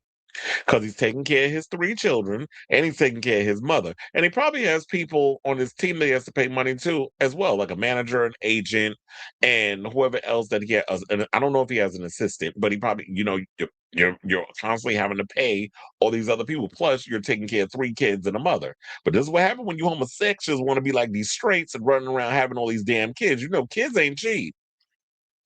So when it came down to the whole TikTok situation, it's just like, and funny enough, prior to this situation, Perez has been banned from TikTok so many damn times, but he keeps creating profiles. So let's get into the so it kind of makes me wonder because I don't think I got to the point I was going to talk about. With this video being up on the thing, I do wonder, because like I said, he's strapped with some cash, allegedly. Would he be able, when he's coherent enough, well, could there be lawsuits? Could there be a possibility of suing? That'd be ridiculous if he actually would sue TikTok for leaving his video up when you went live on the thing. But could there be lawsuits abound because they're like, you allowed this guy to be up here cutting himself and telling the police to pow pow him, and you're using you're walking around with a butcher knife, butt ass naked, cutting yourself and causing yourself to bleed. So Perez Hilton's self-harming TikTok live stream horrified viewers, prompting some to contact police and report the content. Despite the content going against the platform's community guidelines, the stream was not immediately removed and persisted for about 15 to 20 minutes. Like I said, when you got bots and things running your company, instead of you paying actual people that's supposed to remove content, like if y'all ever saw Faces of Death, the new one, they literally had people who literally are on the internet all day for either looking at any kind of material that is deemed Well, is it good or is it against the community standards and they flag it or whatever the case is, or they'll put a viewer discretion, whatever. You have little people doing this. Now y'all got algorithms and bots and things and AI and all this other mess, which they're missing things. And this leaves yourself open to a slippery slope. Pay people to do the jobs that they should be doing. But they don't want to do that. They want to cut corners and be cheap. Now, a U.S. spokesperson for the digital platform told Deadline that a moderator error, which is bullshit, caused a delay in shutting down the live stream after the automated moderation systems flagged it for removal within minutes of the stream starting. The blogger, whose real name is Mario Armando Lavandiera Jr., appeared on a TikTok live stream bucket naked and covered in a red fluid. Really, come on now, it's blood. Which looked like what they said, which looked like blood. He was also wielding a knife, apparently cutting himself. At one point in the stream, the social media personality co-hosted with several other streamers who pleaded with him to stop harming himself and end his stream. According to TikTok, law enforcement was alerted to the situation and closed several streams within 90 seconds, resulting in an account ban after the social media personality violated TikTok's community guidelines. Perez Hilton was reportedly taken to a hospital for observation, and a post on his blog provided a health update stating, "Many of you have reached out with concern for Perez, and we are incredibly grateful for the overwhelming outpouring of love, support, and prayers." The update noted that the blogger was receiving medical care and his family's focus was his well being, adding, "We kindly ask that you respect." Okay, we ain't going through this foolishness again. They want us to respect his privacy. Child, when you was kicking celebrities while they were down and going through their most rock bottom moment, did you grant them the same courtesy? And like I said on this show, Wendy Williams has said this in the past and this is talking about somebody who's more self-aware. Clearly, his team ain't as self-aware as Wendy Williams was. Because remember when she was going through her mess with Kelvin out here laying low and spreading it wide, which word on the street was he was doing that 15 years. And, they were married for 20, I believe. 15 of them 20 years. He was out here laying low and spreading it wide with that old big back broad Sharina. And Wendy looked the other way until she got pregnant. And so she was out here self-medicating with the alcohol and things of that nature, going through it, being all emotional because she's a Cancer. Cancers are very emotional.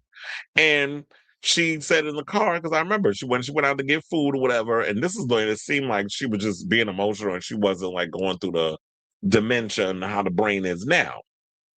She said, "I would ask y'all to like respect my privacy and those other stuff, but I totally understand like the game that I'm in, like the business I'm in. Turnabout's a fair game. So if I'm gonna be out here spewing tea about other people and telling people personal business, like when you told Method Man wife had cancer and he went in on your ass about that, and you started saying these little things, and yeah, it's cute because it's grist for the mill, and we could talk about these things and it's entertaining. But when you are the blogger being blogged about, the person that's in media, and now you are media, or you are the story within the media, which is the conglomerate. Which that's like with me. If I'm gonna be out here telling people business, and I become the business, I can't be mad at y'all telling the business because I make my coin telling y'all business. But also, what I always feel like what I do is I try to bring a level-headed, nuanced situation to the story. I'm not out here just doing stuff. Or maybe I'd be a lot bigger if I took more of a messy route. But I feel like be messy when it's warranted. I'm not gonna do things and tap dance and act like a full-on clown because I want a viral moment. The viral moment will come when it's necessary. I don't play into all of that. But like Wendy said, turnabout's a fair game. If I'm going to be telling the business and I become the business, I can't be mad at y'all for telling it. She knows how the game is played. So Perez running around here trying to get sympathy and empathy. I don't know if I can. I don't. I can't help you with that. So anyway, so that's we got more tea to spill because um there's more stuff that came out in regards of the drama. So now in a new statement posted on his website on Thursday, Perez's family said the events of the past several days have been nearly unbearable before detailing what happened ahead of his hospitalization on Tuesday evening. Now, just minutes before the public live stream incident, Perez's children, niece, and sister were inside the home. When it became clear that Perez was experiencing a severe mental health crisis and harming himself, they immediately fled to protect the children from witnessing any further trauma. Hilton has 3 kids: Mario, who's 13, Mia Alamo, who's 11, and Maite Amor, who's 9, whom he welcomed via surrogacy. He recently moved from Las Vegas. Okay, so because I didn't know he moved. Because I was like, wait, wasn't he living in Vegas? Maybe Vegas got a little too expensive. But now, but wait a minute. I've heard Miami is even more expensive. Like Funky Dynamic just did a whole video where they told about that Miami has surpassed New York as the most expensive city to live in. So they said he recently moved from Las Vegas to Miami with his mother, Teresita Lavandiera. His sister, Barbara Barbie Lavandiera, was reportedly visiting, saying, "Our highest priority right now is helping the children begin to heal from what they experience." This is what the statement said on his website. An important part of that process is allowing them to safely return home and begin rebuilding a sense of security and normalcy. Well, depending on what they saw, Perez, you're gonna have to put another bill, but you need to get all 3 of them kids in therapy. You don't know how much they saw having to deal with whatever psychotic break that you was having, and the fact that you now all of a sudden, because you almost died from the sepsis, that you're like, oh, I found God. Some people said it was the devil talking to you. But all these little traumatic situations, you don't realize that whatever it is that you having going on in your brain that you ain't right with, putting that on your kids subconsciously, and then when the sister noticed that there was something going on with him that wasn't right, who knows how much those kids saw before it escalated to the point that we got to see it at. So I don't necessarily know if you're talking about having them come back to the same house where this trauma happened and rebuilding a sense of security and normalcy. And so I do agree with them on this. While I just don't feel like Perez gets the safety, privacy, and well-being, like, first of all, you've done a lot of damage to a lot of people. Even though there were some people, I believe Ireland Baldwin said, "I forgive him for how he treated me, but and I wish him well, but I'm not going to forego what he did to me in the past." And two things can be true. You can forgive for how he did you dirty, but you don't have to forget and forgive all the other stuff. Because I wish you well. I don't wish ill will on you like you did with me. That could just be any celebrity in general. So we don't need people out here windmilling for Britney Spears and trying to act like y'all her damn spokesperson. Because she another one. I've seen people online talking about, well, I have a message for Perez Hilton. First of all, nobody knows you enough to even want to read what the fuck you got to say about a tired ass Perez Hilton. So save y'all breath. I don't understand why y'all out here trying to windmill hard for some celebrity who don't even know you. Let these celebrities speak up and feel how they feel in regards to the whole Perez Hilton thing, especially if he's caused damage on them. They don't need some of you stands fighting a damn battle like you somebody fucking important. They don't know you. So now, so I grant I'd say the kids should be granted respect and privacy because they didn't ask for this. They was born into this mess. But Perez is another one where we're just gonna have to be like, I don't know if we're gonna have to grant you that stuff.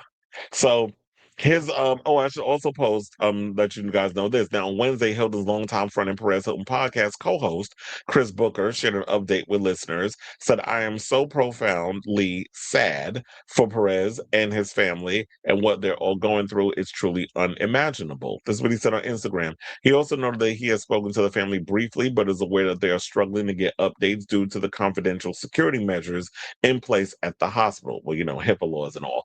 Now, in respect of their podcast and future episodes, he said, "It's all TBD at the moment, as our collective focus is on his health. I certainly hope to continue them with my friend when the time is appropriate. The support from our listeners has been resounding. He is very loved. I can only hope that he feels it." And he said, "Heal up, friend." But that ain't the only thing, because when I was about the money woes and things of that nature, child, shout out to Rob Shutter, because he was out here spilling tea. So he basically said that the apparent S word attempt came months of crushing financial pressure. Friends said the former Gossip King has been desperately scrambling for work while struggling to keep up with mounting bills. Then why the hell would he move to Miami? leaving him overwhelmed as his personal and professional worlds unraveled. Once maybe it's the taxes thing. Once one of the most powerful figures in celebrity media, Perez built a fortune behind his blockbuster gossip website. But insiders say the millionaire days are long behind him. Traffic has dwindled, digital advertising has dried up, and the empire that once dominated Hollywood gossip no longer delivers the income it once did.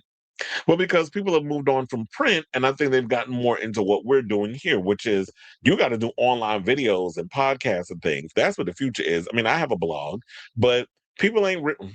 People read in this generation. It's more or less you got to get up on it and you got to give full visuals. You got to give like a full on show. That's what people do now. They listen to podcasts or they watch shows like what I'm doing. And I know Perez was doing like a little 30-minute video thing on his YouTube. I don't know if he still was continuing it because I don't keep up with him like that. But that's what the future is. Now, they said Perez wasn't living the celebrity lifestyle people imagine. He was fighting to stay afloat. This is what a source told Naughty But Nice. The website wasn't paying his bills anymore. TV projects kept collapsing, and he was saying yes to almost anything that offered a paycheck. Well, we already knew, like, he always comes across like he's desperate to do, like, he'll do anything for a damn check. Perez always been like that. Friends say the pressure became even more intense after Perez's life-threatening battle with sepsis earlier this year. His lengthy hospitalization left him unable to work for weeks while medical bills continued to pile up.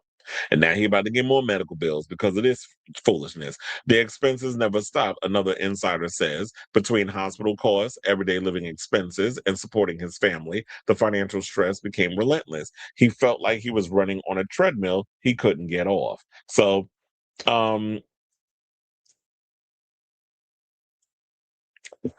this is sad to hear in a way because there also was saying like the emotional blow of watching his career fade was just as devastating as the money worries. And it's probably because while he is someone who is a pioneer in the whole blogger space, the blogger sphere, there are people out here, of course, who may have been inspired by Perez and do it 10 times better than he does. And was saying that yes, more than anything, he wanted to come back.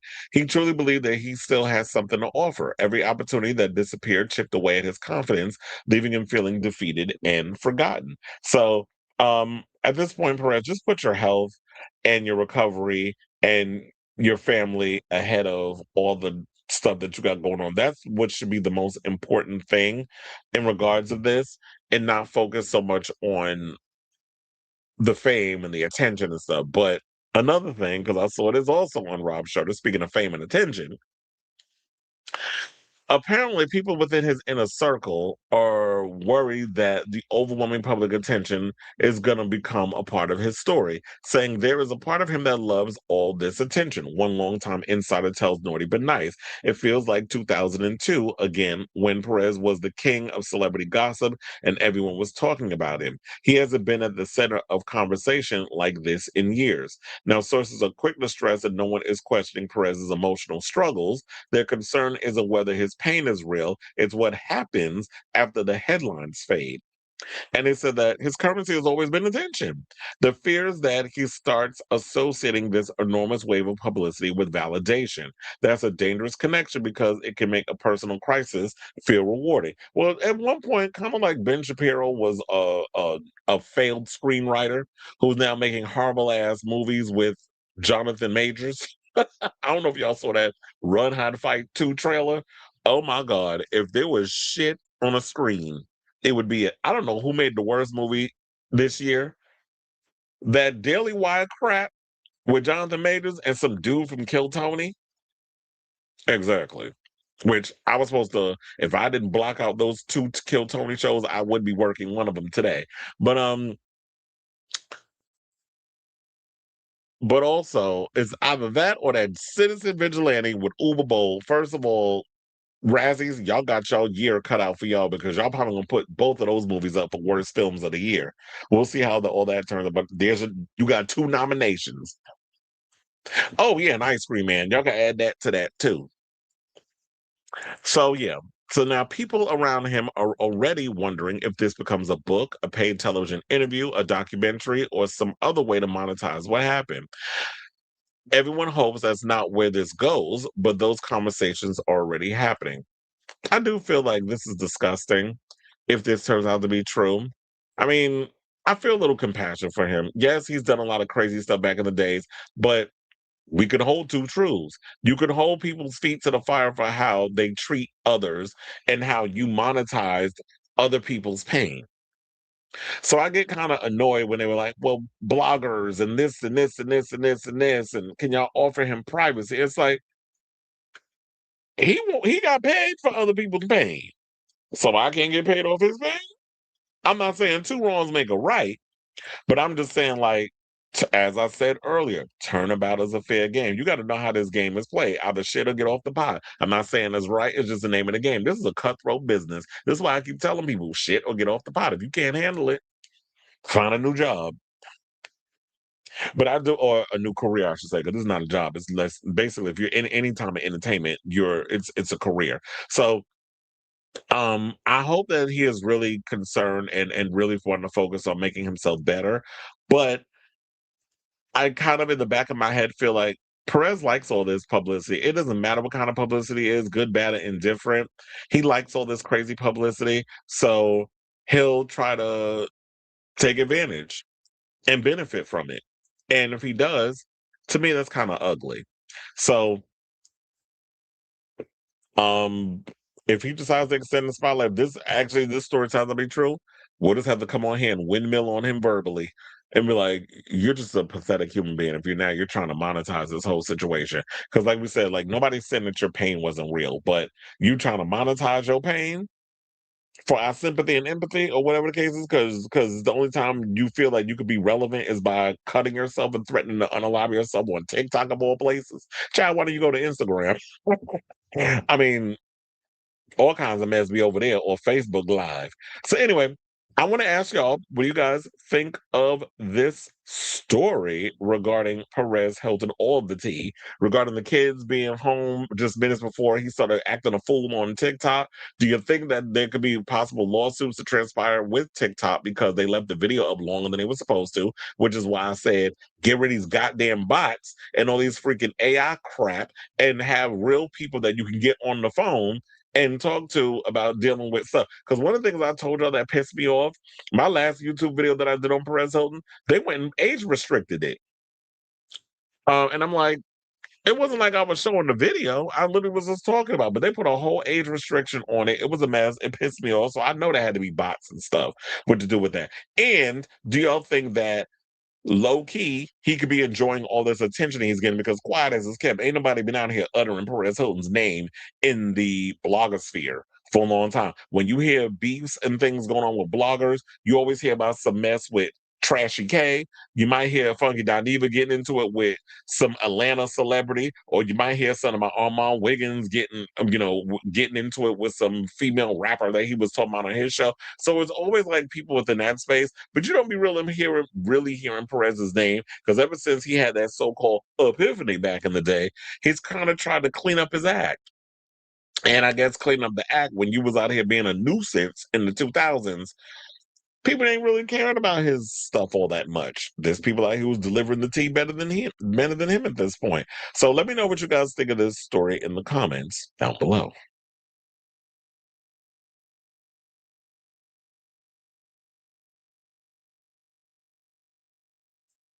Divorce must be happening if Jessica Biel is back to. You be thinking like, oh, so the only time she work is if Justin lets her work.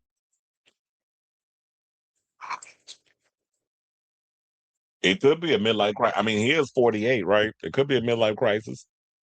Excuse me. Word is he hated moving to Miami because Vegas had all his dots and work connected. Well, who the hell told him to move to Miami? It's because it was too expensive. Because yeah, Vegas is kind of like it's their name. I mean, even though California is huge, it's your next door neighbors to California. It's a 3 hour plane ride. So why would you move to Florida? What's in Florida?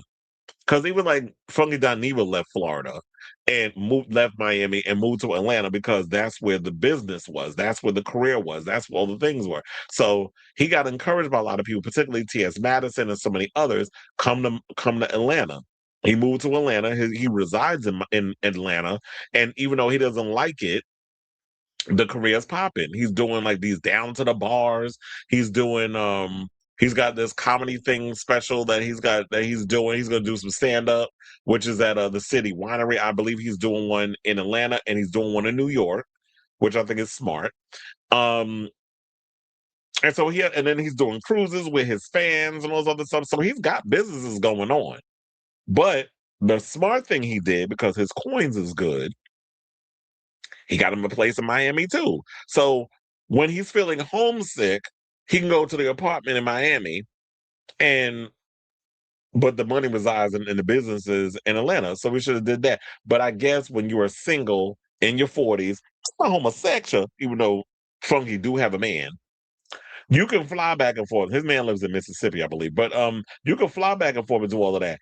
It's kind of hard to do that when you are a homosexual, a celibate one, not by choice, but you have 3 kids and a mother to take care of. So it's different versus when you're a bachelor. Well, I can't call Funky a bachelor because he's in a relationship. But when you're a guy who doesn't have any children and all that other stuff. Yep. Yeah. I know about the whole. I remember Chris Booker from VH1. Rumor was he was getting special invites and comped for much of his Vegas outings, restaurants, and shows.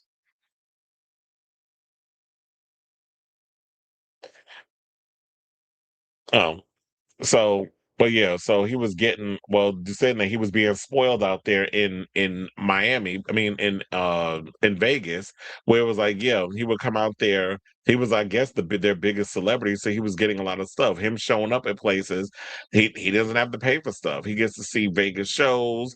Where he did say he went to see Jennifer Lopez in Vegas. He would go to restaurants to get it comped, and there's a lot of drag bars and stuff out there too. But I don't think he plays into the whole drag thing. It's funny how you get a lot of these gay, and I think that makes me, I guess, what makes me stand out versus all the other ones. A lot of these gay bloggers or these gay influencers or these gay podcasters, they are so focused on spewing heterosexual gossip most of the time that they don't lean like I lean. Like I do the heterosexual gossip, but we also do the homosexual gossip and we also do the drag gossip. So I'm in the world of the drag queens and stuff too.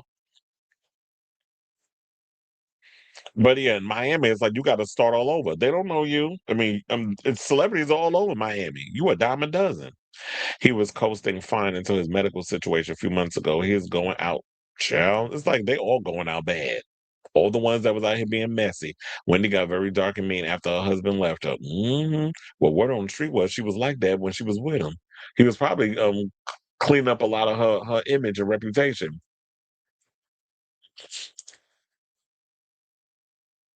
Because who was it? Oh, I think it was Funky Dineva that said that, yeah, he loved Wendy. He was a fan of hers, and then they worked on something together. I think it was Sister Circle. And he expected one thing to come from her, and she did not turn out to be the person that he had imagined in his head. It wasn't a smart move to relocate. He received a lot of work in LA, which was just a short plane ride. Exactly. That's what I said. 3 hours. Like LA, and you're close enough to be lucky for me. I'm in New York, which is like the media cap, one of the many one of the media capitals. So New York, you will be busy out here. Warner Records basically announced Confessions 2 was intended to have promo singles and no singles, but as an overall album, they went black as the physical sales gave them the money back they wanted.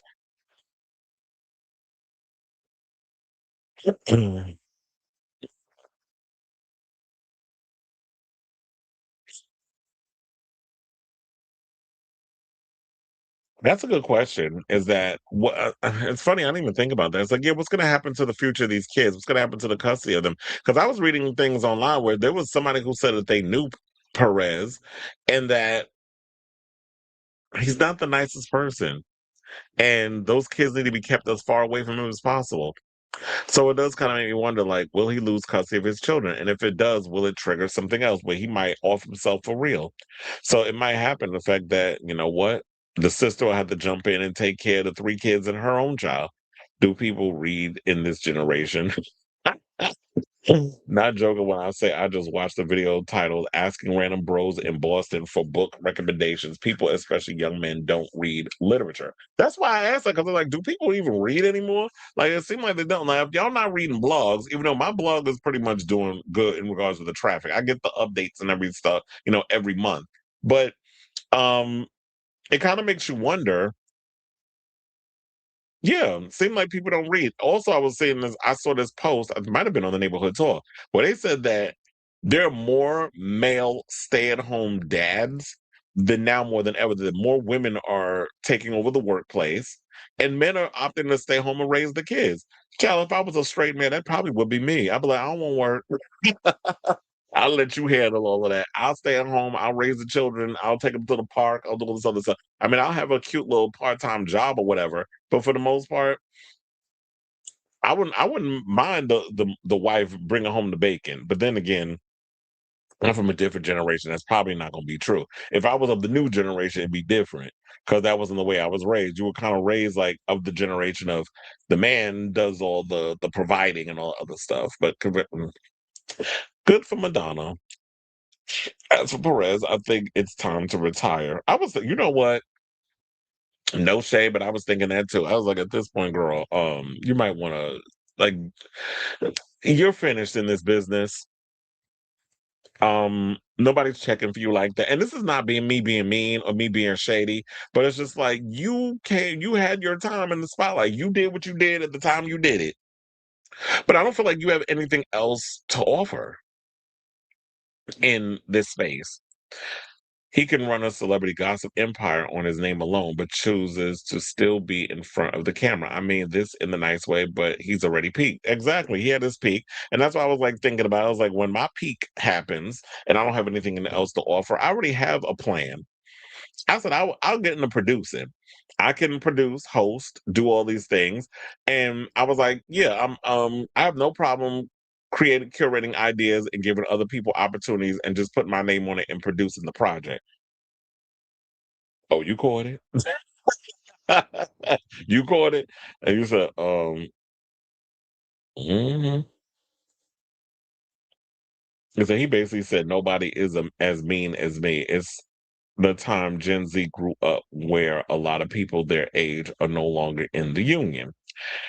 There are bots that can push your video or hold it back. Absolutely. I'm fighting with them all the time on social media. His mom wanted to move to Miami to be near her. Well, look, you should have her ass move there then. Because I'm like, I'm not giving up. If you look, bitch, you on your last, no shade, but you on your last legs, not me. If you want to move to Miami to be near your sister, then you go live with your sister. I'm gonna stay out here and I'll fly back and forth. So you doing these things to appease your mother and you not happy. So you losing out on all these opportunities. If you know the money resides in Vegas, then stay in Vegas. I don't give a good goddamn what my mother want. If you want to move, then you go ahead, sis. If you need a little coin totter, I'll wire you some money. But I gotta hustle. I gotta work. I'm taking care of you and I'm taking care of the three kids. Why am I gonna move to Miami? Miami, like I just told you, is way more expensive. Miami, it just came out that is way more expensive. Like it surpassed New York as the most expensive city to live in. And that's due to a lot of these foreign people coming here to the US and laundering their coins and buying up all the and filtering through these empty properties, and then y'all jacking up the price because this apartment is $6,000. So now the other people who's jealous that the apartment $6,000, they want to raise it $1,000 more. So now it comes to the 7,000. So it's a whole mess, and this is why the housing market is a disaster. Wait, oh Lord, there's always something. Let me get off this thing. Um, you know how seniors are because he's mama's boy. He wanted to be near there. You have money, you can fly there like you can afford it. That's why I was like, if you need to go fly back and forth to be with your mother, whatever the case is, to check on her, there's FaceTime, there's so many other things. But if she want to go live with her sister, let her go stay with her sister. But check in. But a lot of y'all don't think, because I be damned. Like if my parents Well, my parents are in Virginia, and I'm in New York. So, um, if y'all want to go, go. I'm my life, my career, everything that I do is in New York. And I can't just be like one of those people like, oh, I ain't never left the block. Y'all know I was a nomad. So I have lived in different places. And I just know that there's just no place like New York. It always brings me back here. It's just I think I just like the energy and everything that comes with it. LA was cute for a moment, but I just couldn't take the pretentiousness of it. Poor Xena, Gen Z doesn't even know her. All right, Mariah. They thought "What's a Girl? What?" They thought "What a Girl Wants" was by Janet Jackson. Child, first of all, Janet could never hit them notes. Number one, but that's hilarious. Reading made me a raging liberal. I'm always learning, constantly craving knowledge. Well, look, reading is fundamental, as they say. Even Daily Wire and Tommy did Facebook video in 2017, but now everybody went to YouTube and they failed. It's too late because YouTube is much different. It's not about doing challenges. It's nowhere it's now where people get news and watch documentary on their favorite subjects. Yeah, that's what I usually use YouTube for. YouTube is competing with um TV. YouTube is now competing with TV in regards of like more people watch that than anything. That's why I finally gave in and was like, you know what? I'm gonna just get YouTube Premium because I watched YouTube more than anything. The ads was getting on my damn nerves, and I don't mind paying for premium stuff where so I can just watch whatever and not have to deal with ads. Ronald Reagan's also why California has the homeless. He is the catalyst of putting us in the financial crisis in which we're in. What's a perk?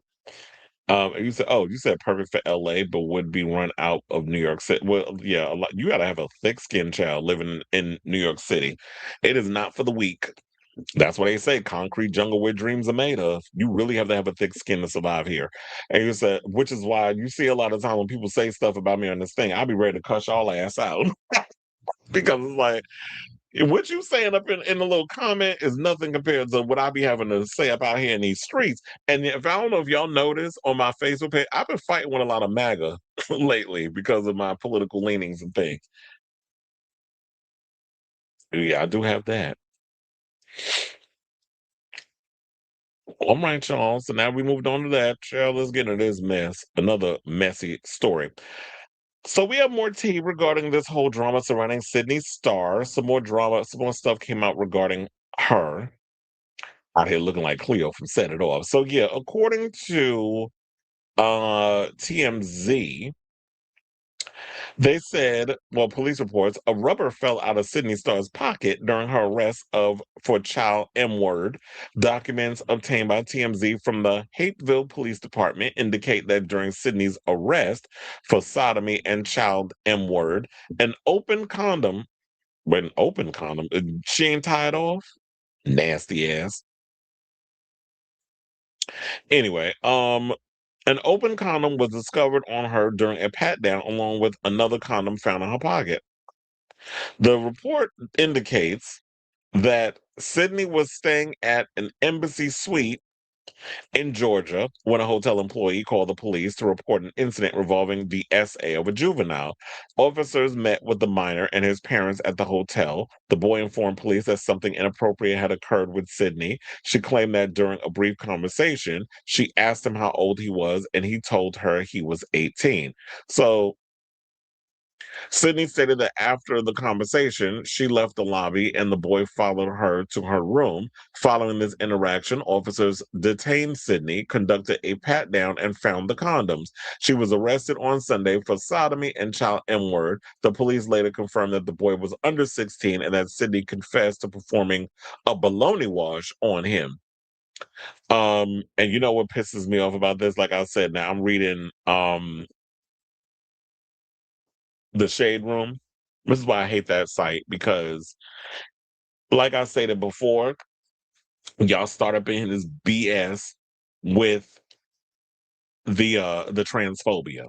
Where you got to quit saying her, please, things. Shut the fuck up, you cunt. Because first of all, regardless of how you feel about trans women, she is a woman. That's how she identifies.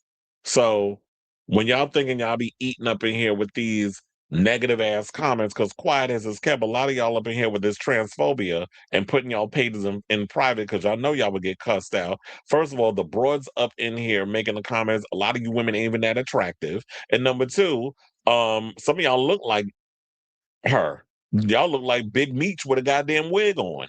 So y'all up in here trying to read her on her other stuff, and yeah, that mugshot is definitely giving Miss Cleo from Set It Off. But unfortunately, the thing that pisses me off about this is, like I said in my previous story, and I don't want to reiterate it, but let's go through it. Sydney has always been a problem. There's always been many of things that she has done and has always been pushing negativity for attention. And people have been feeling ways about it. People just don't always felt like Sydney was problematic. And regardless of this boy being 18 or he told you he was 18, whatever, that should have still been a red flag. Why are you up in here literally trying to suck on the peen of an 18-year-old? I don't find nothing attractive about no kids. And I hate the fact that because there's already this narrative out there, specifically from this current regime that which we're under, who are out here, what's the word?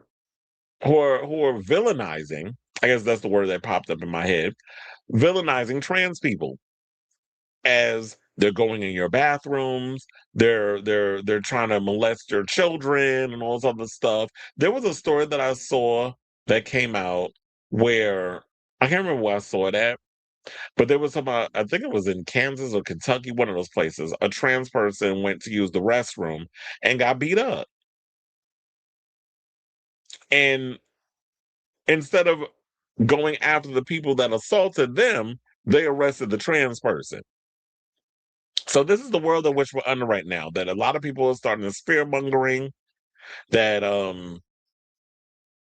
Trump has, started this whole fear mongering to distract y'all from all the other stuff that he's doing, which is pillaging this country, the Epstein files, this unnecessary war with Iran that he talking about that we trying to get out of, but you put us in it, and Iran has no interest in having a conversation. We're starting to run out of our missiles and things of that nature. It's a whole disaster. All the stories is out there. Y'all can look it up.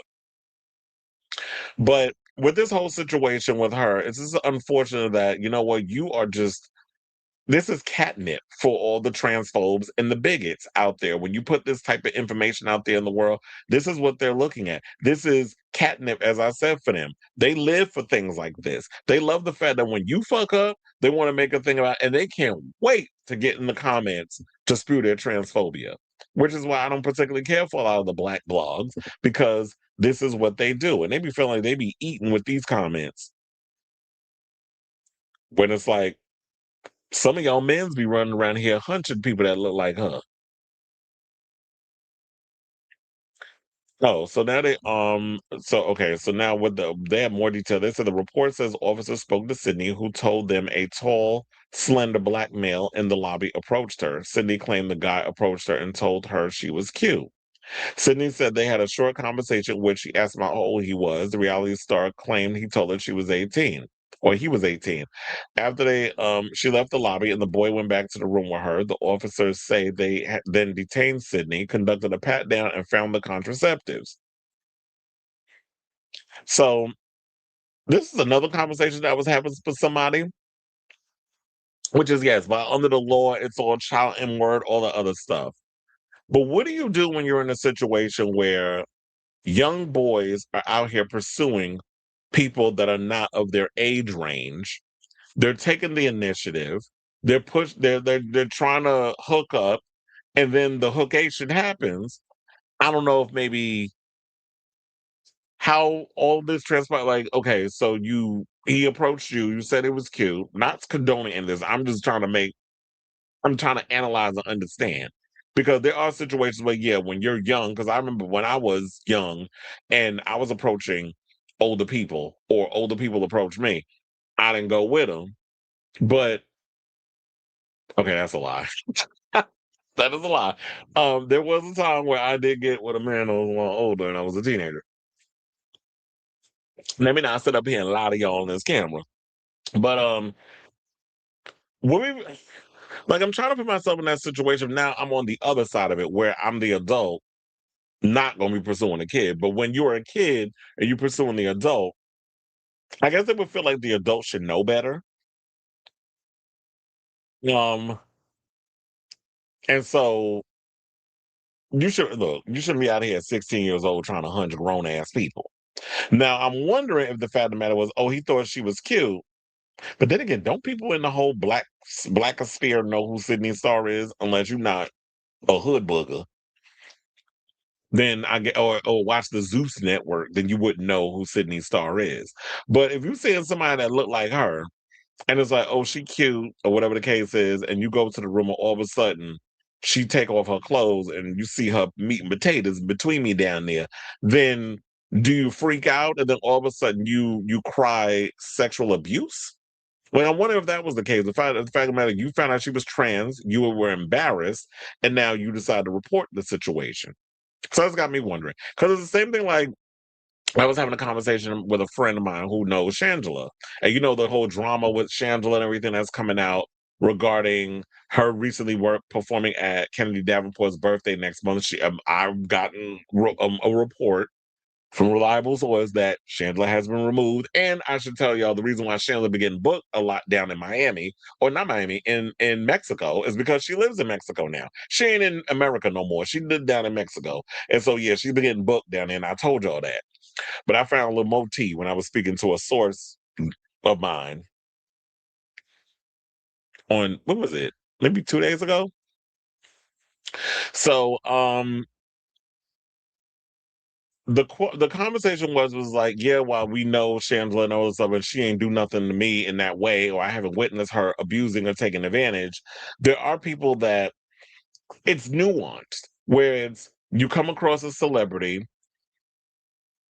Sometimes you'll get people that want to flirt with someone to get something out of them, and when they don't comply, then you want to accuse them of assault. Then there are those who see you inebriated and will take advantage. So there could be a bunch of truths in there all at once. We just got to siphon through the mess, get to the evidence, and figure out what really went down in that whole situation. But currently, Miss Mamas is still in prison. And I don't know if she's getting out anytime soon. But I say all this to say, what do you guys think of this story regarding Sidney Starr and the story about the open condom and all that mess? Whatever your thoughts are, let me know in the comments down below.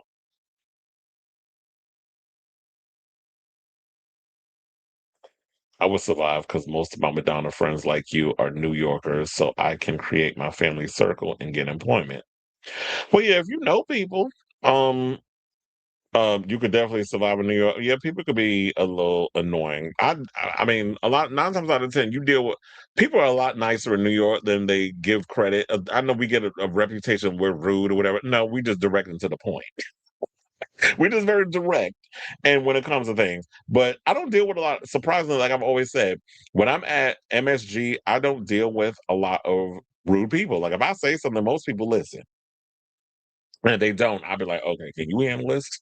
Because these people get on my damn nerves. Yesterday it was a mess because I worked the Fuerza Regida concert. Fuerza Regida concert at, I know they sound Japanese, but they Mexican. At City Field. It was hot. First of all, it rained. So we had a rain delay. That shit was not over till midnight. My foot was killing me because of I was on the floor of the stadium. It was just a mess. And the people was not listening because so many celebrities came out and stuff, and they would come up to like the end of the catwalk, and everybody, instead of staying in their seat, there was like no barricades or nothing to keep them back. So they coming up to the thing. There was no security to be found. I'm trying to do it the best I can to clear aisles and things, and nobody listens. It was just a shit show. So I'm like, I'm never working that show again. Although I worked it twice at MSG and it was never a problem because our security don't play over there. But City Field, y'all did a horrible job last night. And I don't give a fuck if I say this online, because I'm over that place anyway. But to get to the point, they brought a couple of celebrities. 50 Cent came out with his people, did his usual melody of hits. It wasn't like 5 or 6 of them. And then there was a couple of celebrities came up, but I'm trying to remember who. Also, J Balvin came out yesterday too. So looking all cute and stuff with his blonde hair. But anyway, so is it ever a good sign when someone accused of SA moves to a different country?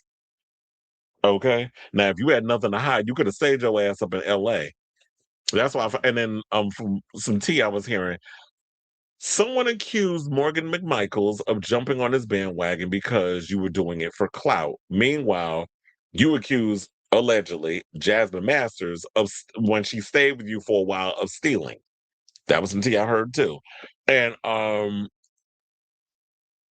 so they were saying that if you notice, all the white girls decided to jump ship and all the black girls decided to stay a part of it. Just give me a little inside drag race tea that them other girls won't be able to give you, the ones that get 20,000 people watching a show, basically just rehashing all the secrets and drama.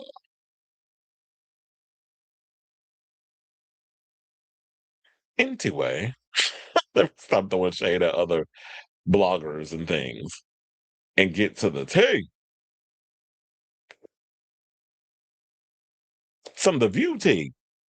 So let's talk about Nutmeg McCain. Now, the other day, I don't think we really talked about this. I might have talked about it in passing, but I can combine and bring the whole thing full circle. So the other day, I believe Rosie O'Donnell did a podcast where she revealed that The View is planning a 30th anniversary special. That'll take place next season, which begins next month in September. Because they work all year round. They take the month of August off, and that's basically their vacation, which I think is perfect, especially when you're media. I'm like, I work all year round. Just give me 1 month off. I'm Gucci. So that's kind of like the career I would always want. But anyway, so Rosie O'Donnell also said that they might be bringing about a bunch of the past The View chicks, or well, it was all women. So a lot of the past co-hosts to come on and celebrate the milestone.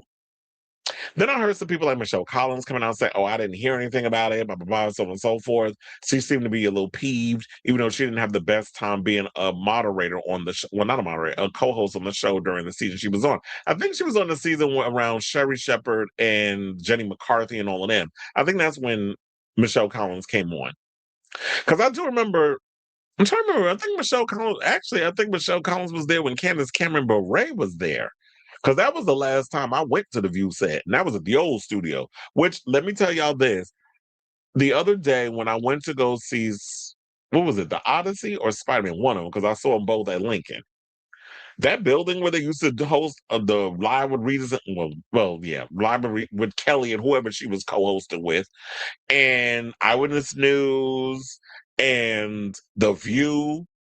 Who else? The Chew, all of those shows that they had up in that building is gone. I went over there. You come as soon as you get off the train at 67th. I think it's 67th, right? 67 Lincoln, that whole situation. As soon as you come up the steps to the right, that whole building is gone. So they done got rid of the building because they already moved down to Hudson Yard. That's where they're at now. So I was shocked when I was over there. I did not expect them to just demolish that entire building, but they did. So with all that being said, and that's where they hosted the old View show, and that's where I actually went. So um I even said in my head when all of this came out, I was like, oh, with the way Nutmeg McCain been going in and letting have on this show, whenever they talk about any little thing and she needs it for clout purposes, or I said they are not bringing her big wide back um ass linebacker shaped ass over there on the View, especially with all the crap she's been talking about them. So now here comes the story. But I said this in the back of my head because I was like, whenever I was going to bring up this story, I would have brought that up. But here they go talking about it. So Greater Minds paid six. So after news broke that The View is planning to invite past hosts back to celebrate their 30th anniversary next season, multiple sources tell Page Six they'd prefer to keep McCain away. Several said that they would be shocked if Brass even extended an invite, given the way she treated people. One person said, quote, "She is the most horrible, biggest pain in the ass," referring to behavior on camera and behind the scenes. One source claims she once hurled the F bomb at an executive producer in front of their studio audience. They said she's a nutbag. Well, why the hell do y'all think I call her Nutmeg McCain?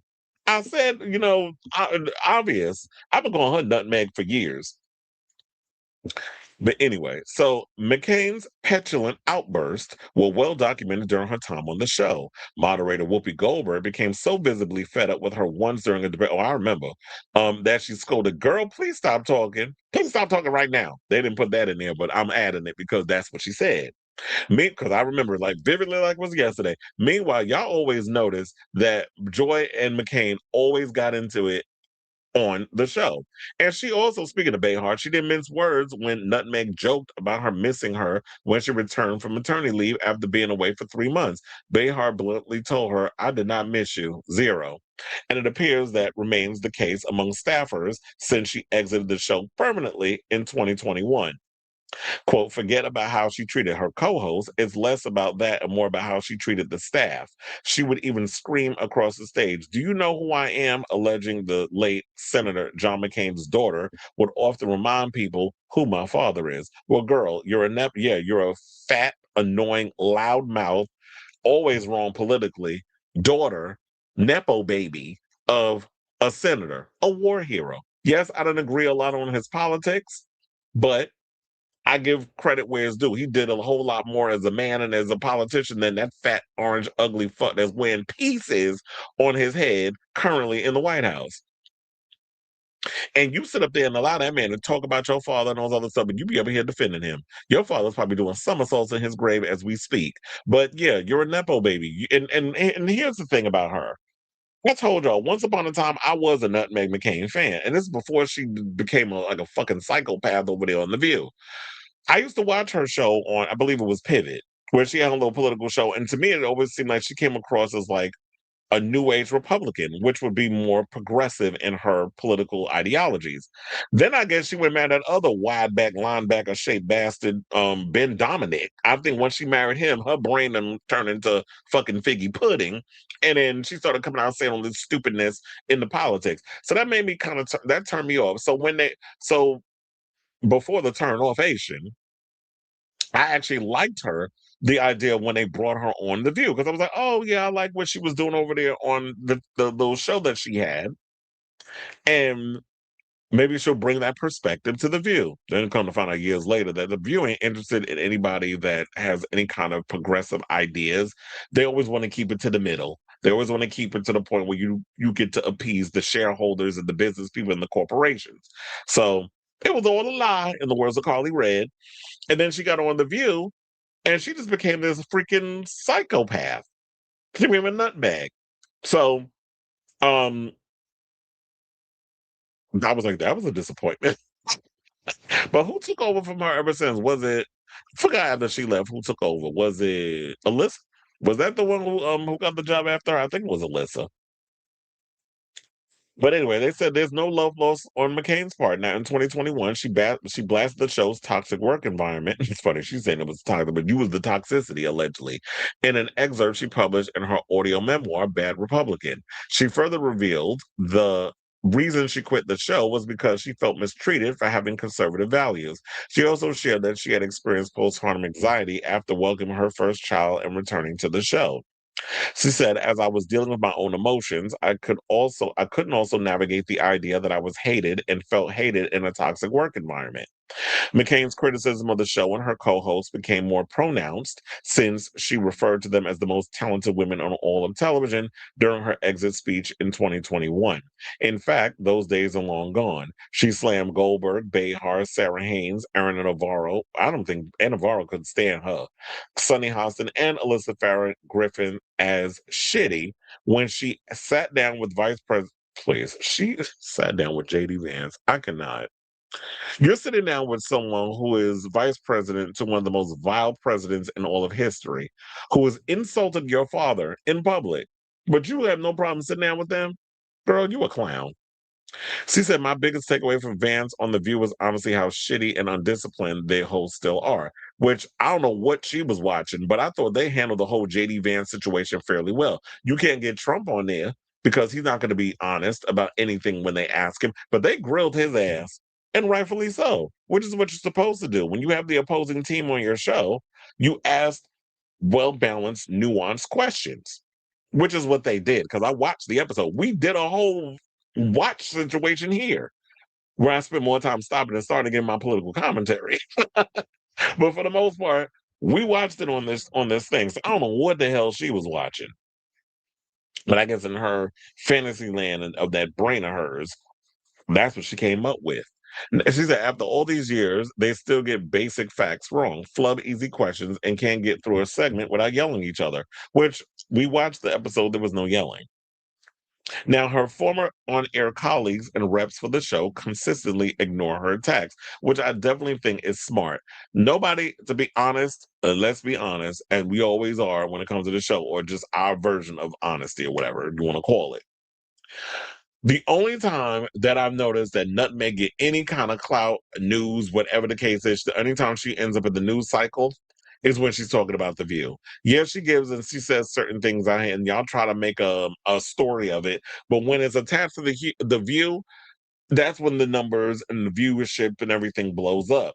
But to be honest, if you don't care about this show was a hostile work environment. If that you hated being a part of the thing, why do you constantly have their name in your mouth? Why do you constantly talk about the stuff? Why are you even watching segments with Republican people, be it a politician or a commentator or whatever the case is they'll have on the show? Why are you even speaking on it? You don't like the show. It was a traumatic situation. It was your PTSD, as you claim, which means you don't have PTSD. You got LOFOS, which is you full of shit. That's what it is. And then you know that, like we all know, you're an algorithm hustling, meaning that you know that by you bringing up The View, it's going to get you more viewers. So let's call it what it is. I hate when people don't just call shit a spade a spade. Y'all just want to come out here and piss on my leg and tell me it's raining. It's like, no, let's not do that.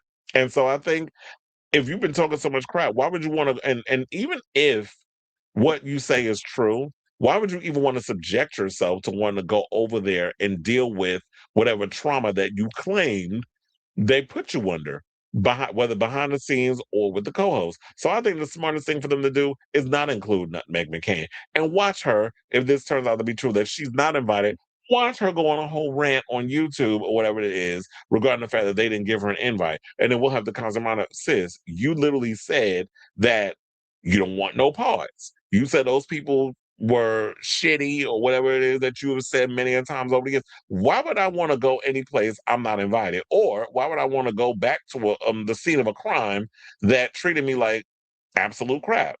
Once I'm done with a job, I'll be like, and move on. Like, why do you think I'm like with the stuff when I told you I used to work at AMC? I've never, since I left that place, I'm no longer part of that job. I never went back to Empire 25, which is on 42nd Street. I've gone to every other AMC. I will never step foot in that other theater because I don't know how I'm gonna act when I walk through them doors. So when it comes to past jobs, I don't want no parts. Why would you want any parts? Unless, like I said, you just full of crap and you want the attention.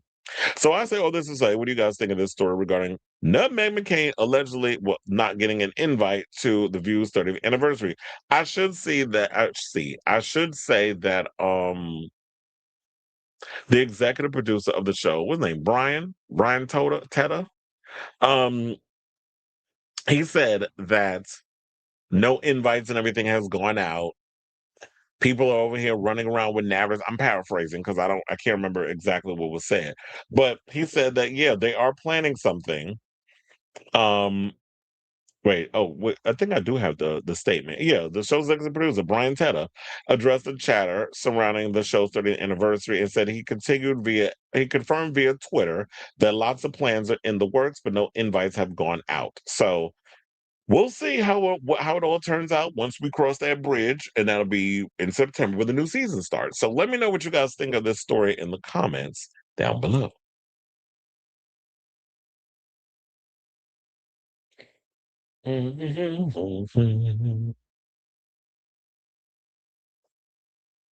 Can we talk about Slater's Grammy chances? Because I am curious. She could be the Columbia's big push this award season, considering Bay isn't releasing. Slater is their sole female pop act. Well, yeah, I feel like Slater is that girl. The smartest thing I think that Slater did, even though, she was in the independent space, and she signed with a record label, and the label's been pushing her, and it was a smart move on their part. I definitely think they should push her for Grammy consideration. And if you're gonna push her for Grammy consideration, swing big. I want Song of the Year. I don't know what song. Brand New Chanel's, bitch. Y'all already know how obsessed I am. New song. I already did a whole thing on it on my page. Um, push for that song. Definitely album of the year. I definitely think that's Worst Girl in America should be up for AOTY. I think y'all definitely need to swing for the fences because y'all already know I have not stopped listening to the album since I'm obsessed. Slater is that girl. And so I'm living for everything that she's doing right now. And I think that this success is well deserved. Well, congratulations to your mother to coming over to the good side. And I'm talking about, I hope she's a progressive and not a moderate Democrat or a centrist Democrat or a liberal. Because, I think a lot of people don't really know the differences with the things. But if a progressive Democratic socialist, that's kind of like where I'm mostly like Abdul Al Sayed, like Zoran Mamdani. I've had somebody at my job who called a bunch of us idiots because we voted for him for our mayor.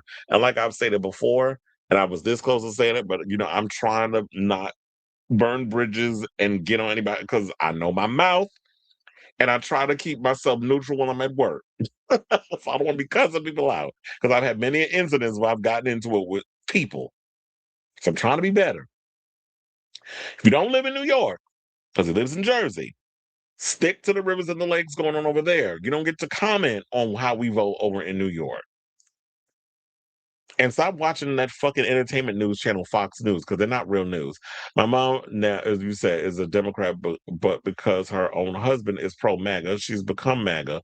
So her husband calls her fat and ugly. Plus, Nutmeg and Anna hate each other as Anna knows the real Megan. Well, Anna knows a lot of people. She even knew Lindsey Graham, which I had to side eye her when she was paying tribute to him. So, oh, you said her own mom is now a Democrat.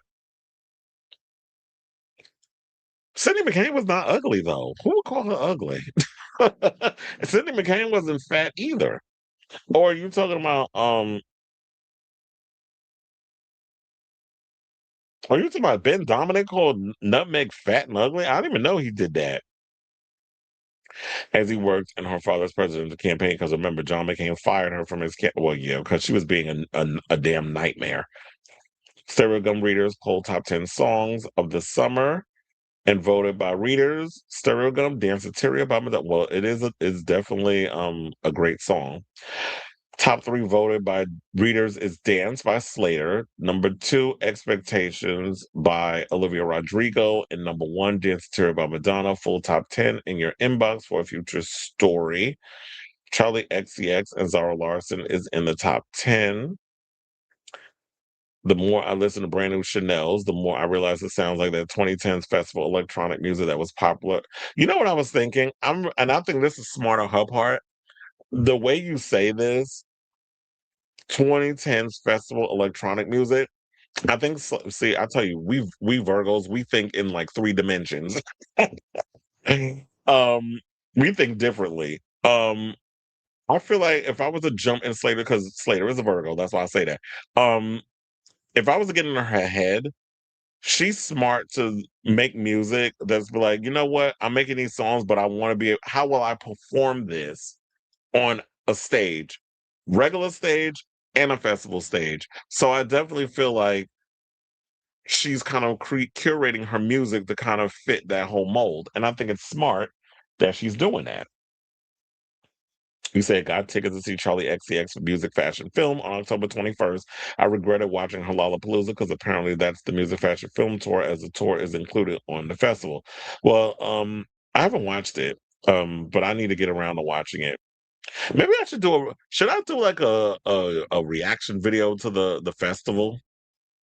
He said Abdul told his Republican challenger, just call me Abdul or do us a favor, move to Florida where you're kind of accepted it. Just call him by his first name. Everybody wants to be, and they say, the people have switched over because it's funny how somebody named Abdul Al Sayed is what has always kind of been painted as this picture of he's a terrorist. Like, ooh, don't you watch out because he might be the killer, whatever.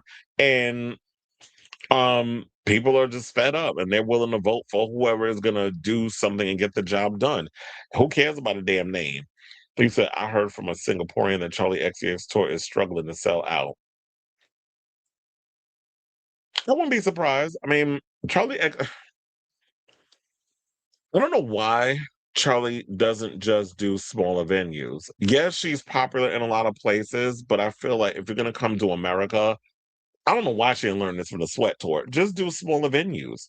And if it needs, like, she could do the Brooklyn Paramount or something or another instead of. I heard she isn't she doing like um Barclays in Brooklyn.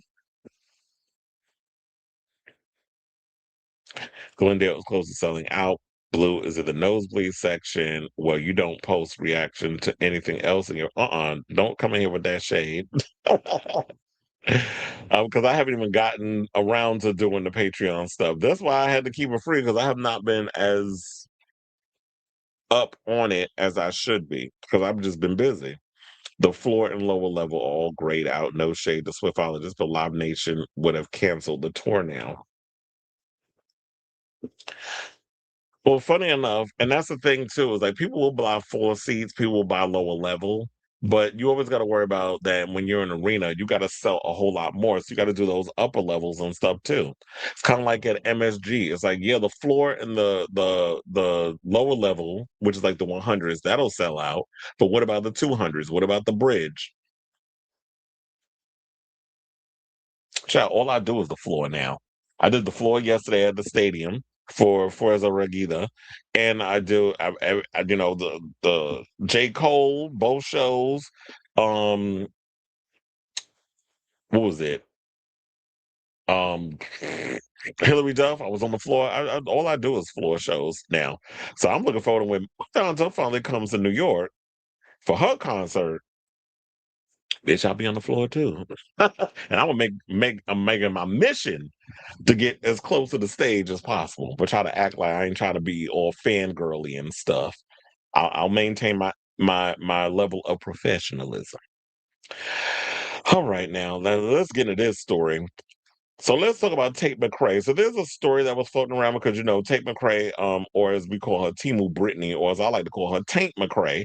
She came out and did a video, but not a video. She came out recently. I think she did an interview for Variety, and people started questioning her because lately she's been making some weird choices in regards to her career, where people are starting to think, is she MAGA?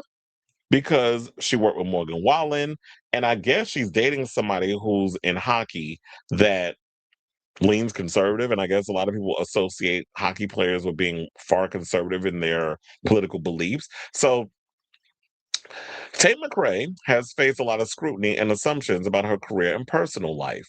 Maybe the 23-year-old is savvy enough to know she can't control the narrative entirely, and she might feel that playing rumor whack-a-mole would be insufficient use for her time. But in the absence of a clear statement, audiences online have been running wild with a claim that McRae might be MAGA. Now, earlier this week, MAGA, I was going to say MAGA McRae. McRae appeared on the cover of Variety's Power in Young Hollywood issue.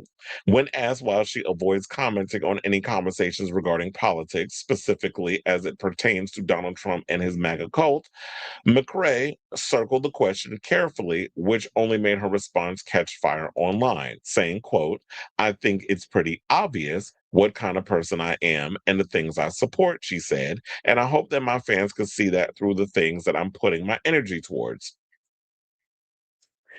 Well, Taint, I'm sorry to say, but that type of answer is no longer going to fly in this day and age. You either are or you aren't. It's black and white. When it comes to Trump, it's black and white. There's no gray area. There's no nuance. There's no I'm giving you a little lifeline. Like there's none of that. It's like there's too much at stake right now politically for you to try to do this little dance. And we know you like dancing, sis, but this ain't the time to do that song and dance. And I get that, it's cute or whatever that you want to throw money at the Trevor Project and that you've done a lot of things for, like you're throwing a lot of money into certain initiatives like the Global Fund for Women. But when you collaborate with someone like a Morgan Wallen, and when you're allegedly dating NHL star Jack Hughes, people are going to side eye that. You can't come in, well, I would think that you would know what the type of person I am and the things I support. Sis, nobody knows you. You think because we know Greedy and the rest of these songs that gives us the idea of who you are as a person? Nobody truly knows the artists that are out here doing what it is they doing. We just go by whatever. We go by, okay, the music's cute and that's what she wants to do. She wants to sit out here, put out her little cute songs. She wants to get there to her choreography, lip sync for her life. Just like she's some old new drag queen on the scene and call it a day. That's cute or whatever. That's what you want to do. Like, I'm not coming out here trying to force a celebrity to feel like, well, you need to come out and be political and stuff. But because I don't feel like everybody needs to jump on that. Like, that's a hill everybody needs to die on. But when you've made a career, when you decide to cross over that threshold, I'll make a career. But when you've decided to cross that threshold and you decide to collaborate with someone who's problematic, like a Morgan Wallen, when you decided to align yourself with certain people that have been deemed as problematic, that's kind of taking a political stance. All money ain't good money. And you working with Morgan Wallen, it's kind of got people side on you in a lot of ways. We get that he's immensely popular. He has said some racist things in the past and was called out on it. And they removed his music, but because he's so successful, he's so popular, you know how the industry is. Money talks at the end of the day. They reinstated his music again. So you have to kind of look at it from that point of how it looks. You can't go, well, I think that people should know, but based off of me throwing money at the homosexuals and I do things for women, that shows that I take more of a liberal stance. There's a lot of people who lean conservative behind the scenes and be doing things where it's based on image and perception, but behind the scenes, they lean another way. How many times have I told her that we've had people who have been assigned to perform at pride events, but don't even like the homosexuals, but because it's easy coin, they'll do it. So come on, two things can be true. So, for those who are not familiar, last year McCrae turned into a lightning rod for political projections when she joined Wallen on his single, What I Want. At 33, Wallen has largely rebounded from the 2021 moment where he was captured on video spitting out a racial slur while drunk. He remains a chart topping stadium filling act. The music that was pulled from radio and digital platforms have long since been reinstated because, like I said, money talks. McCrae earned her first and only #1 song when I Want topped the Billboard Hot 100. So does that make her a one-hit wonder? I mean, I like the image of Tate. She's cute. She can sing. I mean, no, let me take that back. She's cute. She can dance. Got an okay voice. She just need a little help with the songs, though. She's kind of like Benson Boone. A lot of talent there, but they just need help in the song department. Months after the song's release, McCrae told Rolling Stone she just wanted to make a country song and didn't realize how much of a song would be connected to all the other factors, and it really shocked me. She also clarified that she never met Wallen in person. So what she's saying is that, oh, you did one of those. Somebody sent you a stem, you added your vocals to it and maybe a little lyric here or three, and then you send it back and decide to collaborate. Like if you want to do a song, there's so many other women out here you could do stuff with. Casey Musgrave, you could do one with Martina McBride, you could have did something with Shania Twain. She just released a new album. There's so many other country people that you could have did stuff with, but you opted Morgan, unless that was just an idea pushed on you from your label, and because he's popular at the moment, you went along with it. Somebody also said, "Oh, she's Canadian. Canadians don't really be caring about what's going on in America like that." I'm like, first of all, that's bullshit. MAGA is not just an American situation. It's MAGA has affected the UK. I'm sure there's some Canadians out there who kind of fit in with the whole MAGA ideology. There was even MAGA as politicians trying to run in Canada. So for y'all to sit up there trying to act like Canadians aren't affected by the Trumpism of politics, it's a bunch of BS because it's worldwide. It's not just in domestic. It's international. We have gone our crazy politics have gone international. Then she seemed to double down on her decision to work with him in the first place, saying, I don't think you should regret anything in life because it gives you so much clarity. I think controversy and criticism is a way of learning and figuring out what you want to move forward with and how that shapes you as a person.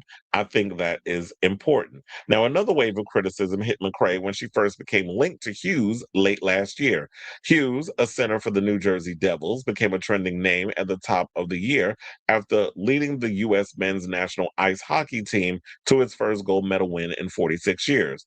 The celebration took a turn when the team accepted an invitation to that man in the White House's State of the Union address, which was declined by the U.S. women's Olympic hockey team, though a rep attributed their absence to prior commitments. Okay, we already know what that was. The prior commitment was, we ain't going. Hughes was pictured at the White House smiling alongside his teammates in a photo with Trump. Now, she said, quote, everything is so political. We're athletes. Well, that's what he said. We're athletes. We're so proud to represent the U.S. This is what he said of the team's excitement for the visit. Well, here's the thing.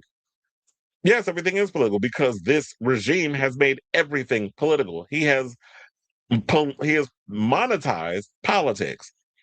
Politics and entertainment has kind of merged. That's where we are now, where America is so fixated by celebrity and culture, pop culture, that is literally we're voting for reality stars to be our president twice.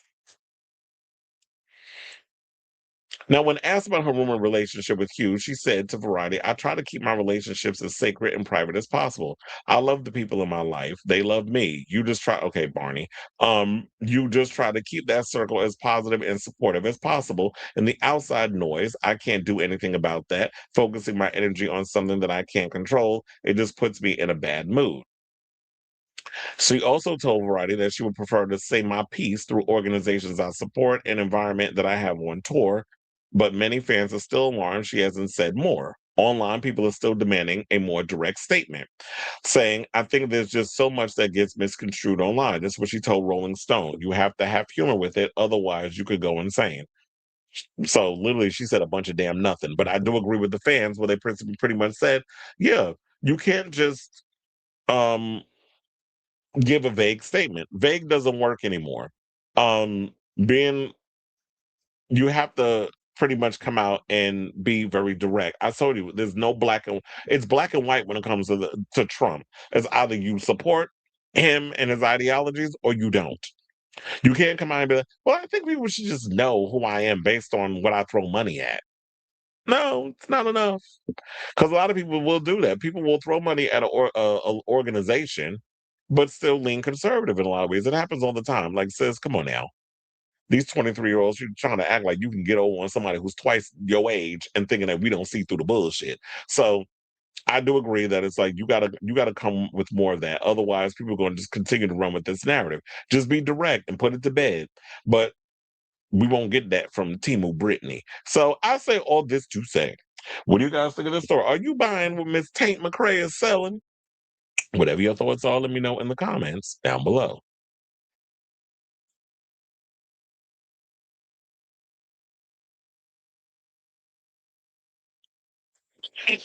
Hold on. Um, if Kylie Minogue performed at an arena that was only 56% sold, I don't see why they won't cancel Charlie because Phoenix should have been canceled. Oh, really? Because look, Kylie did 2 nights at the Garden and it was sold out.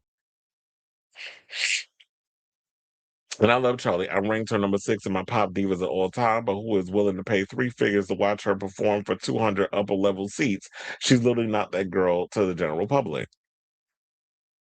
And that's probably why you got a ticket because it's cheaper. It's 103 for my tickets. It was $302. Tickets are 103.25 per seat.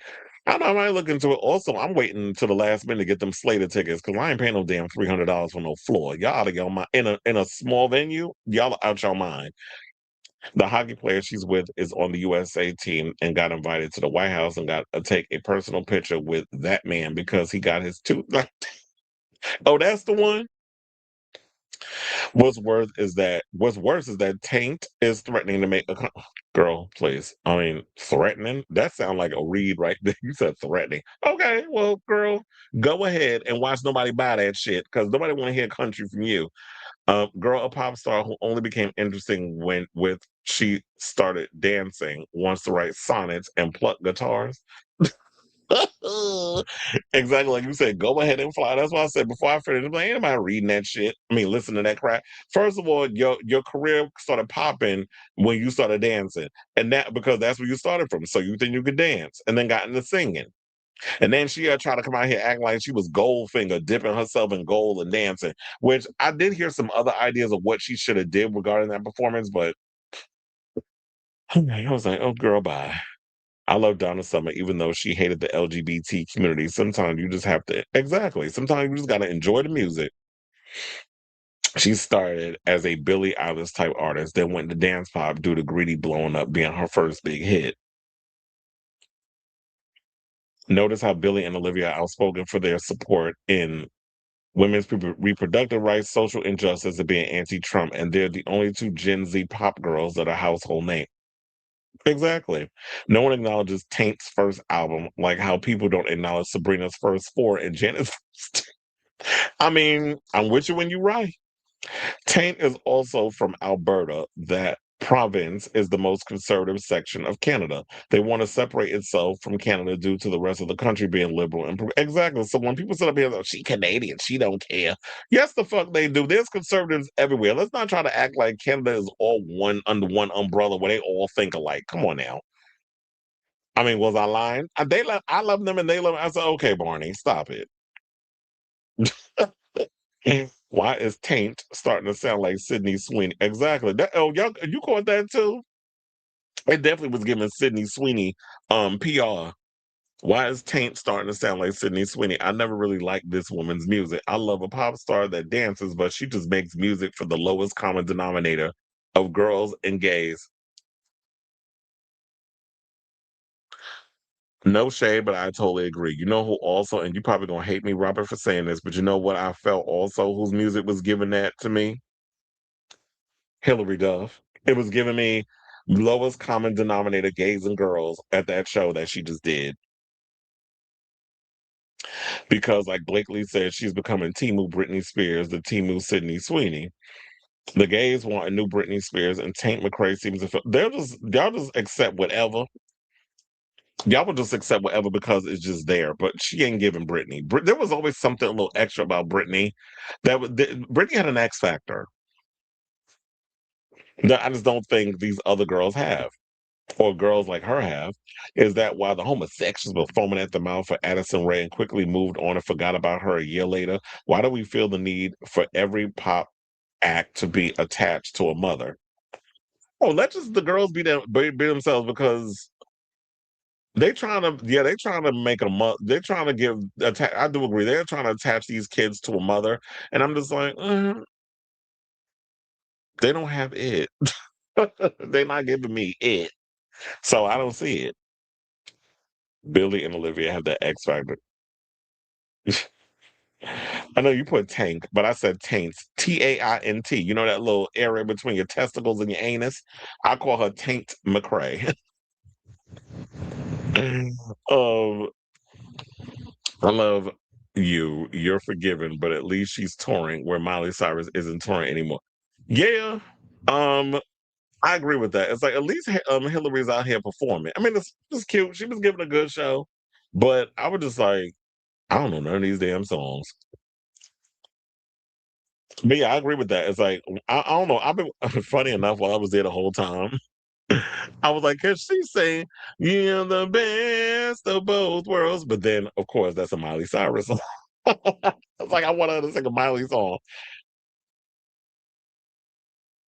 I mean, could you imagine that's which the direction going? Speaking of which, did y'all hear that one of Honey Boo Boo sisters is doing adult performing? Mama June talked about. I was like, look, not Pumpkin out here doing porn.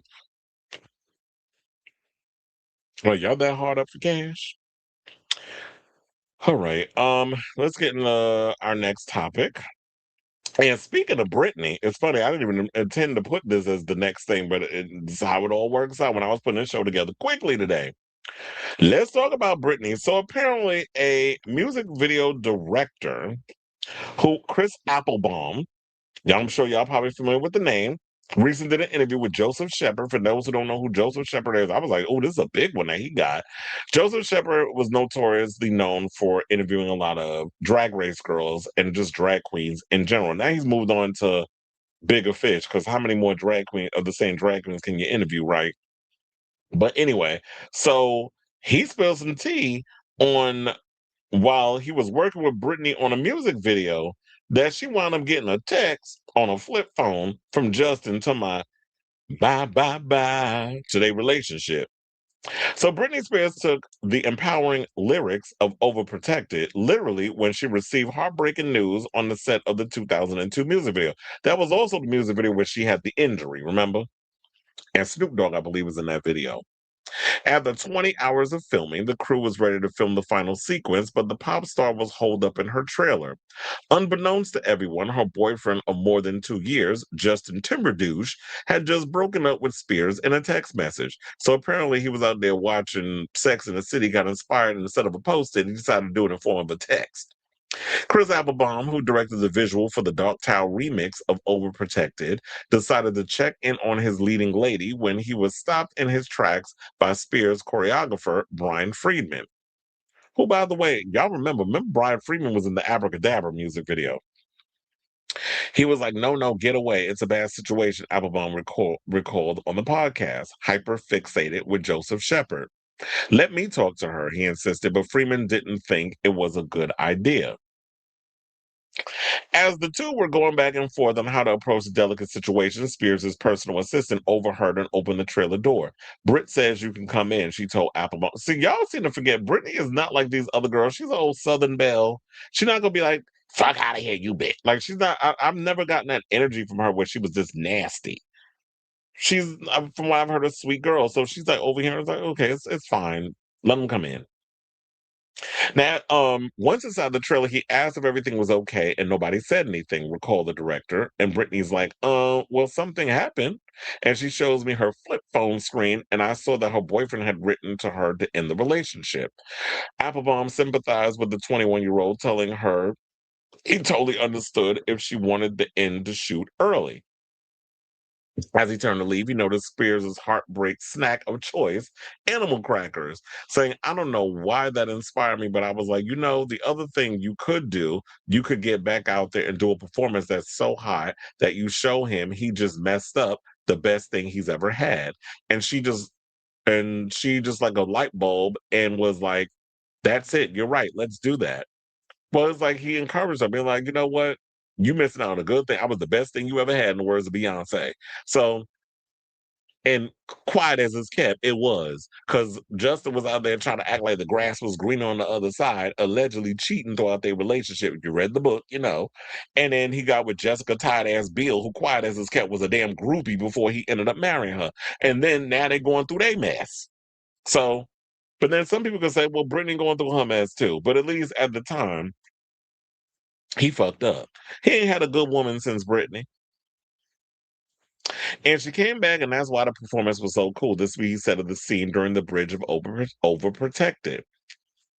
When he showed Freeman the final project, he just started crying, recalled the director. He's like, this does my dance routine justice in a way I've never seen before. Freeman went on to win Best Choreography nomination at the MTV VMAs, which made me so happy, Applebaum said. Now, if you want to see the full video, you can go and check out Hyperfixated over on Joseph Shepard's YouTube channel. If you want to see the full video, but I definitely agree with her on this. It's like, Justin, you don't know a good thing you had until it's gone, and you screwed up big time.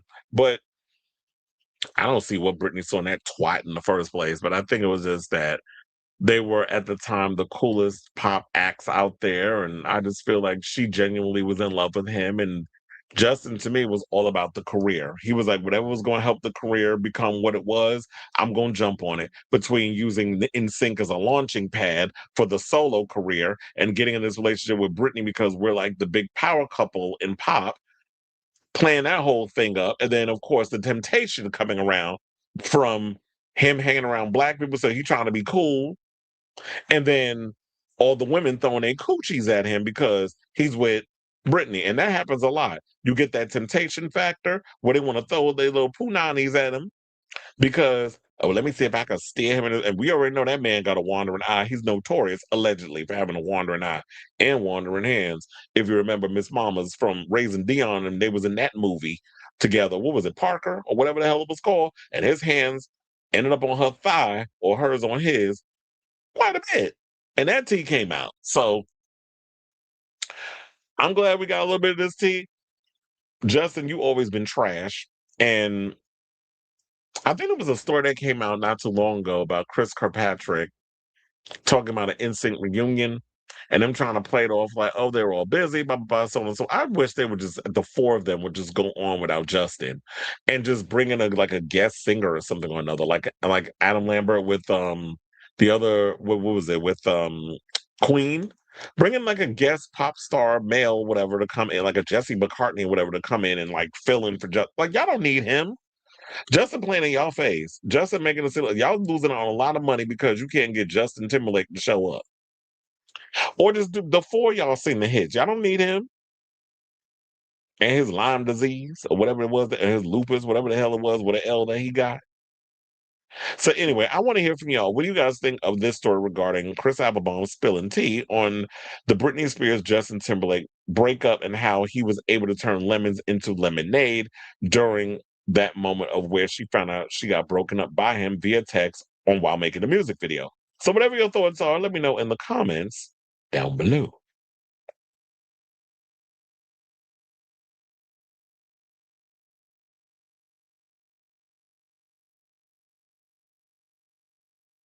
I think Zara Larson has the Britney energy in her authentic way. She also outspoken. Yeah, I like Zara Larson. I mean, hopefully down the line she really pushes in regards of like breaking the boundaries of pop. Like I like some of her songs. It just feels her songs feel a little too campy for me. I need a little edge with her. So she needs some better songs, in my opinion.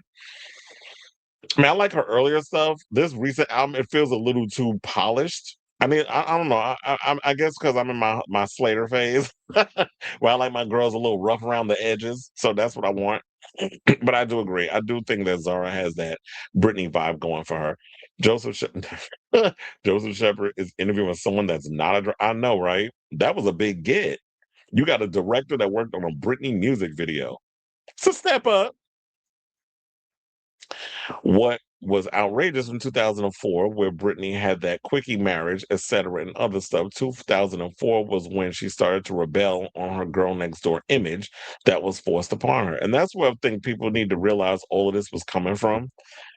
She did what a true artist does best, turn a breakup into fuel for her performance. Speaking of which, her biopic is moving forward with Liz Meriwether writing the script. Yeah, we talked about that. I'm actually glad to hear that. And then we also did a story about how people are prioritizing Britney's biopic over Madonna's because she's got, I guess, the more compelling and fresher story, which is why I gave the suggestion, Madonna, maybe you need to turn your biopic script into a biography. You need to write a book. And I think maybe that will inspire people to want to write a screenplay and develop your biography into a movie. Because you just coming out the gate wanting to do something unorthodox and just writing the script and trying to get it to shop around and people still kind of struggling a bit with the finances. It's just nobody they're having a hard time wanting to jump on board with giving Madonna her own movie, which she definitely deserves it. Look, if y'all can do Michael Jackson, and Michael Jackson gonna start allegedly shooting their movie by the end of this year, then why can't we get a Madonna biopic? Zara said it herself on Zach Sang's show. When you look at the numbers, it's kind of flopping. And she's right. No one is really talking about the music. People are writing on her aesthetics. Yeah, she couldn't get the financing, which I said was ridiculous because the Michael Jackson movie, the budget was, I think, close to $200 million. I think it turned out to be like 150. It might have gone up a little bit more because they had to do a reshoot for the third act because apparently they weren't supposed to talk about the M word allegations from Jordan Chandler and his family. So they had to do a whole reshoot, and they filmed extra stuff. So I think with the sequel, they're going to use that footage that they already have and expand upon it. But if you can give Michael Jackson 150 plus for a budget, you can give Madonna 100 million because that's what she was allegedly asking for.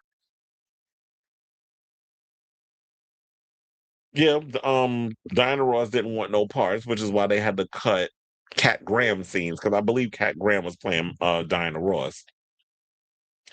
Lisa Frank aesthetic is as a millennial, she tapped into our culture.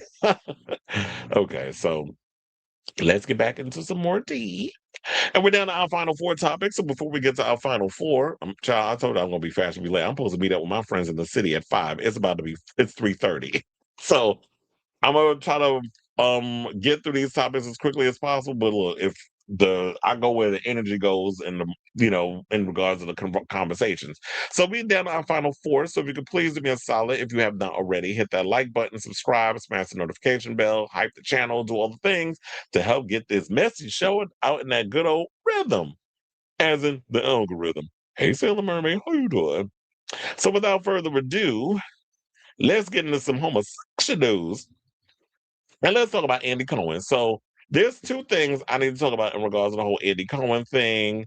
And one is okay, so y'all already know Andy has been dating this 42-year-old businessman by the name of Kevin Sobieski since last summer. I believe his kids have met him. They're in a happy, lovey-dovey little relationship after years of Andy allegedly fetishizing black men and, doing all that stuff. But now, as we always said, you will fetishize a black man and you get some of that good old black peen and booty hole.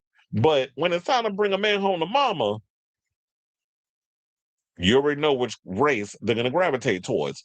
So a name y'all may or may not remember by the name of Robert Sepulveda Jr., who, if y'all not familiar with him, he starred on a reality show called Finding Prince Charming, which is sort of like The Bachelor for homosexuals.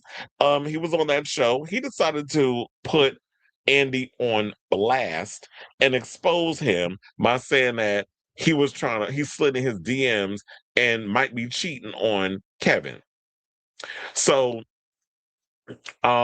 he sounded the alarm to Kevin, alleging Andy was active on a dating app after he officially debuted Kevin as his boyfriend. So Robert cropped a clown nose, clown shoes, and clown hair over the photo of Andy next to Kevin, which was seen in a recap of the post by Instagram account Mr. Housewives. Now, over the pic, he wrote, "Heads up, clown behavior alert, a little message for you, and ouch.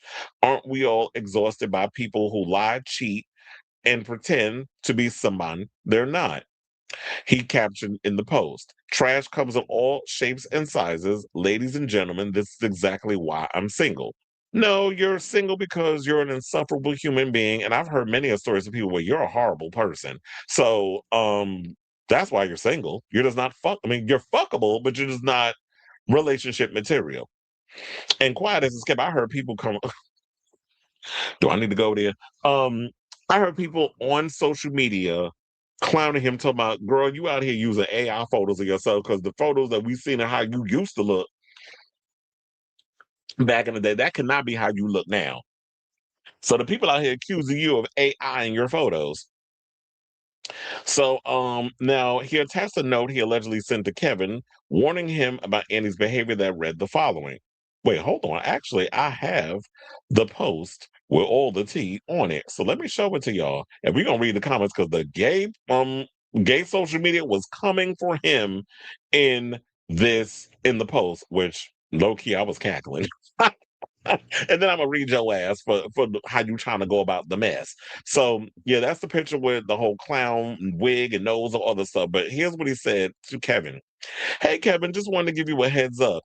Andy is on Field, an app I have never heard of, and it's spelled FEELD with an anonymous profile. I have a profile there too, but my face is hidden." First of all, why you on a dating app hiding your face? And first of all, isn't Robert a prostitute allegedly? He actually messaged me thinking I was someone else. Once I told him it was me, I've known him for about 10 years. Of course he does. He said it would be dangerous if anything happened because I've been on a few TV shows. If you two have an open relationship, then no worries at all. If not, I'd probably pay attention because he's clearly looking for someone else. And he has always been a bit of a philanderer. Here's the name of the app, along with the voice memo I sent him before I blocked him. Good luck. Here's the thing. What is the point of all of this? Of you bringing this up? Um, is there like a whole point of why you're trying to bring this up? And is this like for you because Quiet as it's kept, nobody talked about you ever since they canceled Prime Finding Prince Charming? I don't remember the year that show was on. That was child, that was back when people was watching Logo, or like 10 of us were watching Logo. Um, I remember once upon a time, this is the tea, like right after I got out of college, I had a choice to either, and this was around the time when Drag Race first started. So that's how long ago I was in college, about almost 20 years ago. Um, I had a choice. I got either work at Logo, which was an upstart, or work at VH1. Which one y'all thought I picked? Went to VH1 because it was just like Logo just wasn't giving. I mean, outside of Drag Race, that channel was just a chop. But anyway, so for those of because I didn't know what the hell Feel was, but apparently, if you Google it, if you Google Schmoogle it, it basically says Field is an alternative location based dating and social app designed for open minded individuals and queer people. It focuses on ethical non monogamy, E&M, polyamory, casual connections, and specific kinks, during offering an inclusive space to explore a diverse gender identity and sexual orientations. So if he's on that site, they're way more open-minded, I guess, than you would be on like a Grinder or a Scruff or things of that nature. Well, first of all, Grinder wants you paying $100 a week to get some catfish dick. That's basically what they want for you over there, which is why I no longer mess with Grinder. Child, Quiet as it's kept, I'm a sniffies girl. Yes, I'm not nasty. I love the sniffies. So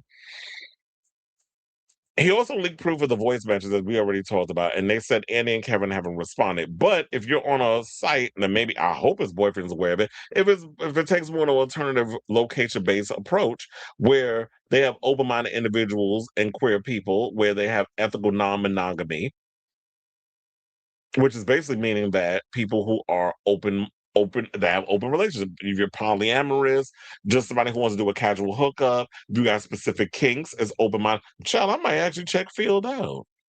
That sounds like it might be my cup of soup, from Drag Race. So thinking about all this, it just seems to me that he just doesn't care about Kevin, is looking for a moment of clout because Quiet as it's kept, like I said before, who's giving him attention since Finding Prince Charming was canceled after one season? And you don't necessarily know the status of their relationship. They could have an open relationship. Maybe they're both on Field. Have you thought about that? I mean, these day and age with Andy being busy and all this other stuff, Andy probably is an open relationship. He just found his person, but they just so happen they bring in a third or they hook up and they just don't tell people about it. And plus, on top of here's the thing, um, Kevin is a lot younger. I believe he's like 41, when Andy is pushing 60. So you know how to, his man is in my age range. We're a little more unorthodox when it comes to relationships and things. I ain't saying all, I'm saying some. So then there was this other thing that came out regarding this because Andy revealed on his Andy Cohen's Daddy Diaries podcast that he recently asked to see a fan's revealing photo after catching a glimpse of it during a chance encounter on the street. The Bravo star recalled that the nervous fan approached him for a photo, but mistakenly pulled up what Cohen described as very clearly a dick on his phone instead. Rather than looking away, Cohen stopped and wait a minute. He remembers saying, I want to see that. The 58-year-old joked that the fan was just a random nice guy and not his type before admitting he zoomed in on the image, saying, You look so great, Cohen recalled. Well, child, y'all had talking about Andy a damn top. Why he looking at dicks? And he said, You look so great, Cohen recalled, telling the surprised admirer, calling that this the appropriate thing to do to make him feel good. It feels good. He said, "You look so great," Cohen recalled, telling the surprised admirer, calling this the appropriate thing to do. The fans, still visibly flustered and shaking, asked again if they could take a picture together. "What do you have to be nervous about? You just showed me your dick. How could you be nervous? Oh, look what we've been. Look where we've been." The two ultimately snapped a selfie before going their separate ways. Now, when Cohen called out, um, "Our photos cute. Bye. Thanks for showing me your dick," the guy replied, "Anytime." And then he said he was second guessing whether sharing the story publicly was the right move. And he said, "I've had some shame related feelings about me speaking so freely," adding that he told himself, maybe you don't have to share every thought on the radio. Well, here's the thing, when it comes down to being a personality, oversharing, no shade, is part of the gig. Sometimes we do a bit too much sometimes. Like, yeah, I understand it, but here's the thing: I'm not mad at him about it because to me, it's like, yeah, I'm in a relationship. I just, oh, wait a minute now. I said, look, I'm not dead. So if I see your dick by accident, I'm like, oh, wait a minute, let me see that. You in a relationship? Yes, I know. I didn't ask, can I fuck you? I just saw there was a dick there. Let me look at it. I still will look at, like, who in a relationship don't look at some ass or some dick or whatever the case, if you happen to come across it. People still look attractive. You could pretty much say, be like, okay, you look hot or whatever, but if I'm going to act on it, no, I'm not going to cheat. I'm not acting on it. So, um, but then Sarah Colonna's joke that zooming on the photo maybe was a step too far. Oh, well, yeah, because you kind of made him probably even more embarrassed. Let me zoom in on it. But it's like, you want a close up look at the peen. Because, yeah, you could see like a regular photo. It's like, wait a minute, let me zoom in a little bit. I want look at it. Let's look at the head. Look all. It's like, yeah, I'm nasty in that way. It's like, I want to look at all the crevices and the nuances. And is there a little vein up in there? Like, I'm nasty. But anyway, so I know, like, why would he reveal something like that if he was out here cheating? But I will say this. One of the things I do want to point out in regards to the whole thing, oh yeah, so there's the voice message. I don't know if there's actual audio footage, but um one of the things I will say about this whole thing, let's read some of the comments of what people had to say over there. So Anthony Polanco said this was pretty corny to do on RJ's part, and that's coming from me. Baker Lover, aka Boomer Banks, said must be a slow news day. Bo Butler, so we have the adult people coming up in here saying so. Bo Butler said miserable weirdo thing to do. Fire Phoenix, who I actually know, is a friend of mine, that's Adam, said the funny thing is the Rob guy is the worst. Like, girl, take a seat. Another person said, "Oh, the stories I can tell you about Prince Charming, I did write do tell, so I want to hear it." And another person said, "Andy's man is probably aware and doesn't give a fuck." LOL. Another person said, "This is so weird of him to post. Sorry." The other person said, it says Andy has an anonymous profile, but yet shows us a screenshot of the message from a profile with Andy's whole first and last name. It's giving sus. And so it seems like a lot of people. One person said, "I smell a stunt." Says it's an anonymous profile, then shows us a profile with his first and last name. We truly just want Nene back on our screens. So it just seemed like to me that, like I said, Robert out here looking for a moment. He's fishing for clout. And look, you got it. But here's the gag. You got your little moment, your little extra 15 minutes when we talking about it, but you got ate up in the comments. You thought you ate by trying to expose Andy. And in the end, people seem to be more team Andy than team grifting ass Robert Sepulveda Jr. So I say all this to say, what do y'all think of this story? This queen tried to expose Andy and look like you got more egg on your face when it should be somebody's nut. So let me know what you guys think of this story in the comments down below.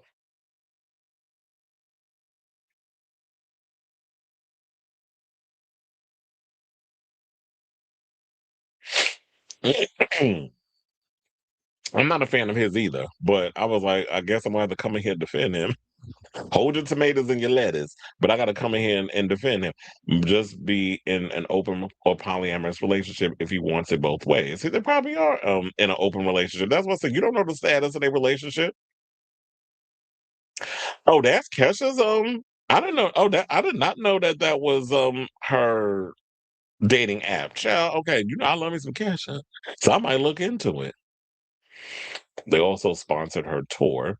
Finding Prince Charming canceled due to the guy being a prostitute and them having three-letter words to a final resting place, which caused a lot of controversy. I totally forgot about the controversy around that, but I did watch that show. Amen, LOL, grifting ass. See, when you do messy shit like this, like Robert did, they want to know why they single. Absolutely. I don't like cheap queens. I don't like messy queens, in the words of Gia Gunn, even though she was a messy queen. But not a bussy queen. Okay, anyway, let's get into some more tea. Speaking of messy damn wannabe queens, let's talk about Róisín Murphy, who decided to wake up this morning or yesterday morning when this story came out, right? And decided to choose violence by coming for Madonna because Madonna supports the trans community. Now, instead of minding the business that pays her, she decided to get up on social media. Well, it's a whole thing that led up to that. Um, And we'll get to the Madonna thing in the beginning. So she decided to continue to come out here and speak out against the trans community and all this other stuff. So, posting to Twitter on Tuesday, August 4th, Murphy shared her reaction to an apology post from former Disney star Gino Seegers, who y'all may have heard was dropped from the Broadway production of Hadestown because he had posted a lot of anti-trans posts in the past. I did hear that there was an actor that will be replacing him. He's already been cast. I forgot who it was, but yeah, there's that. So she pondered how artists have been legally gagged, stating, I was told at the time that most major label contract had a very authoritarian sounding morality clause as standard, the Moloko singer wrote. A morals clause, also called a morality clause, bad boy clause, or bad girl clause, is a standard provision in recording contracts and other entertainment endorsement and talent agreements, she continued. She then went on to explain that the clause gives a record label the right to terminate or void the contract if the artist engages in conduct or makes public statements that bring the artist or label into public disrepute, contempt, scandal, or ridicule, or that could damage commercial value, reputation, or goodwill. Okay, so what's the problem with that? Because here's the thing, sis. If you're an independent artist, you can say or do whatever the hell it is that you want to say and do. When you're on a label, you have to abide by their rules. So if you sign in contract, which I'm sure you didn't read because y'all just be so happy to be on a label, they can do whatever the hell they want to at any time.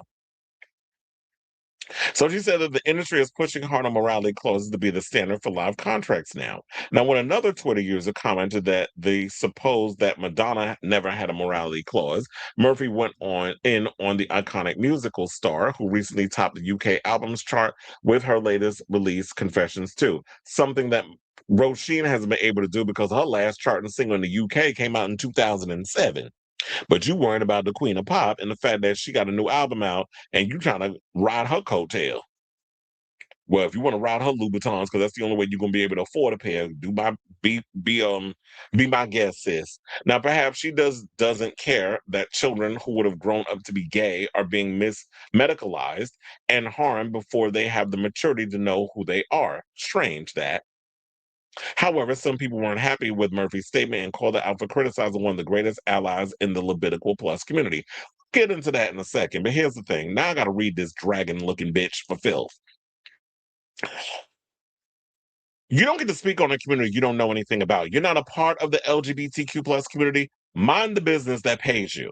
So when you're going around talking about she don't care about children, or you're saying that children in general are growing up who are gay, are being medicalized and harmed before they have any idea of whether or not they're trans, there's reasons why they put kids through years of therapy before they make that decision of the hormone blockers, the gender reassignment surgery, all the things that go into place. If you actually do research online, you can learn these things. If you actually went and spoke to a doctor who specializes in any kind of gender work or whatever, I don't know what those doctors are called, but if who are in that field and familiar with that field, they will tell you the protocol. They will tell you the procedures. But you run up on here just spewing irresponsible ass narratives, acting like you know what the fuck you talking about. Because all of a sudden, her career ain't been popping in over 20 damn years, but she got all this to say about the LGBTQ plus community because her last album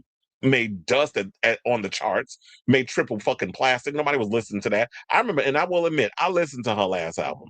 Wasn't good because I was a Róisín fan. But this was all before she came out with all this mess. So when you start trying to come in and saying all this stuff in the community, when this is the exact community that kept your fucking career afloat, now you're going against the very community? Good luck trying to sell out a parking lot, bitch. Because you ain't even selling that out at this point. So I should also say this is not the first time she's come under fire for her comments. And it's funny because I remember a guy on Facebook, Ray, who I'd never met in person until we just so happened to be on the same train together. That was one of the conversations we got into. We started talking about Róisín and the fact that he was a fan and he's pretty much just removed her from his music thing because or I guess his Apple Music or whatever it is he's listened to because of the transphobic stuff. He was like, I was a big fan of hers, and then she came out with the transphobic. So look, the children know what I do, and when I run into them in public, this is what we get to see. New York is a funny place. So yeah, in June this year, she declared that she does not want trans activists at her gigs. Well, you don't want the activists, you don't want the fans either. Murphy, who opposes gender affirming puberty blockers for trans use, opened up a discussion on Twitter about trans people claiming they are changing the historical record, denying sexual orientation, piggybacking on their rights movement, undermining public acceptance, and dismantling the culture of the LGBTQ plus community. Like I said before, girl, you're not a part of the community, you're an ally, or so you said, or maybe you were. But you don't get to speak on a community you know nothing about. You're a bystander, you're a visitor. So stay in your lane if you can find it.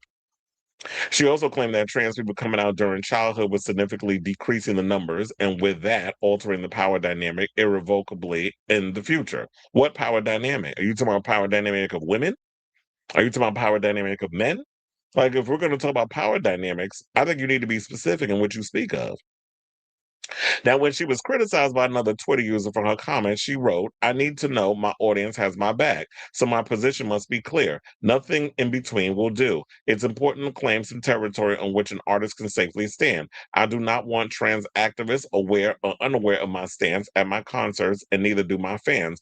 Other than that, all are welcome. Well, bitch, I won't be going to your stuff because what you're not going to do is talk shit about anybody that's a part of the LGBTQ plus community. I know there's some people that like to separate and segregate and all this other stuff. You only want to focus on your little community or whatever, and you can do that. I don't like segregationalists. So y'all can go play in traffic until an 18-wheeler comes and hits your ass. But for the most part, I am someone who is all inclusive. I don't sit and turn my back on my gay brothers, my lesbians, my bisexuals, my transgenders, my two-spiriteds, my in-betweens, my anybody else who got any kind of other ism or thing that y'all got that y'all made part of the Levitical plus community.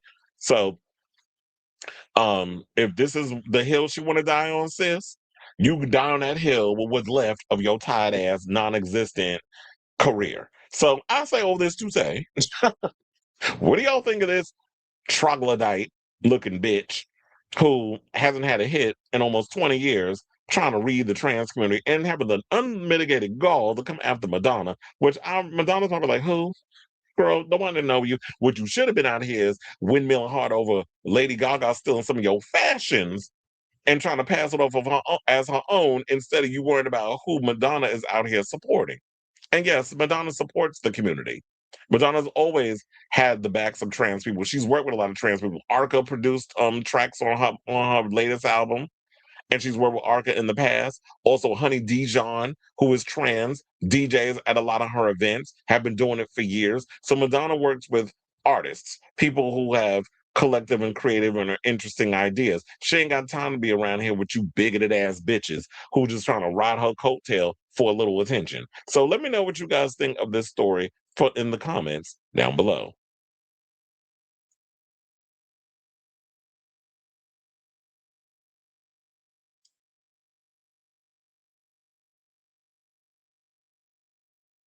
Why did he feel the need to announce his relationship at all? Oh, you talking about Andy Cohen? Um, I guess so because if he was private with it and he was caught out here cheating or whatever, um, or you talking about Robert? I'm assuming you talking about well, I guess Andy in the relationship. He said it sounds petty. Andy can do whatever he wants as long as his partner is okay. Exactly. Andy, and said, and worry about your own children. Oh yeah, I forgot she had children. She need to worry about her own damn kids and stop worrying about other people's kids. Parents, they got it. If you got a trans child, they got it. They understand. They know what they got to do. Mind your business.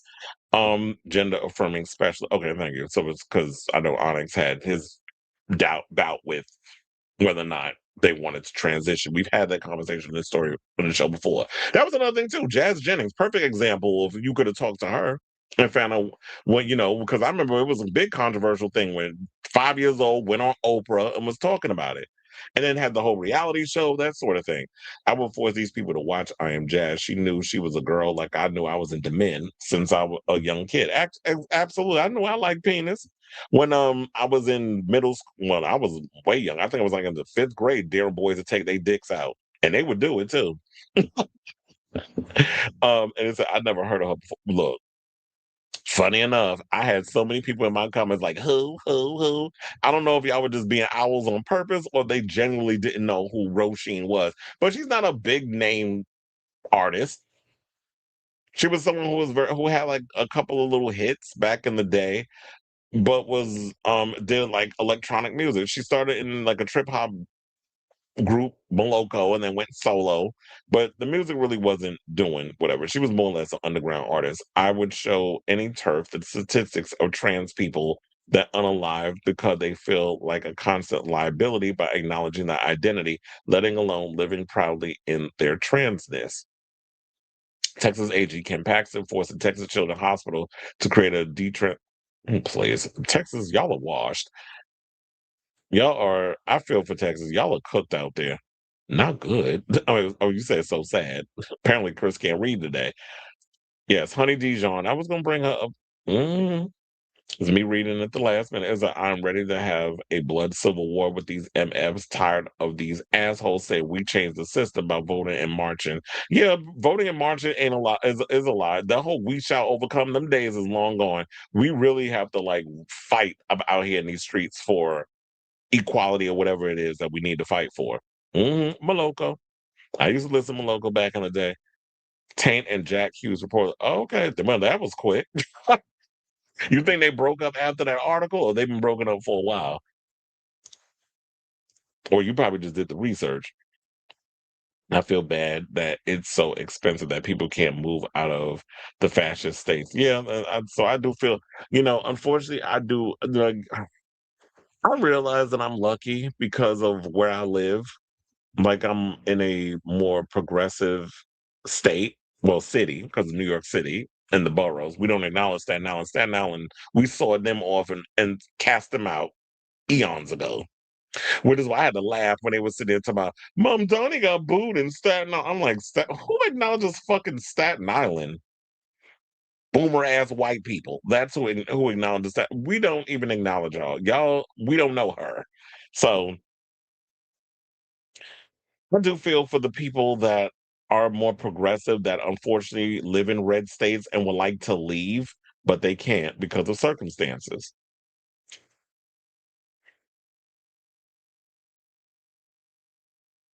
All right, y'all. So now we have some interesting news to get into. Let's talk about Heated Rivalry. So, as you know, they started shooting the second season.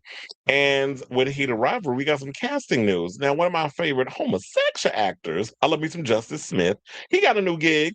So he's been cast on the show. Now, for those who have read the book, I haven't read the book, so I'm not really familiar who Harris and Troy are, but they've cast them. So Charlie Gillespie and Justice Smith are joining the highly anticipated season 2 of the queer hockey romance series as leading roles alongside Hudson Williams and Connor Story. Now, Gillespie has been cast as Troy Barrett, a professional hockey player who was traded to the Ottawa Centaurs in Rachel Reed's source material. Smith has been cast as Harris Drover, the team's social media manager. Harris and Troy's budding relationship drives Reed's novel Role Model, the fifth installment of her Game Changer series, which Heated Rivalry the series is based on. Rachel Reed has given us two beautifully layered characters in Harris and Troy you can't help but root for, showrunner Jacob Tierney and executive producer Brendan Brady said in a release.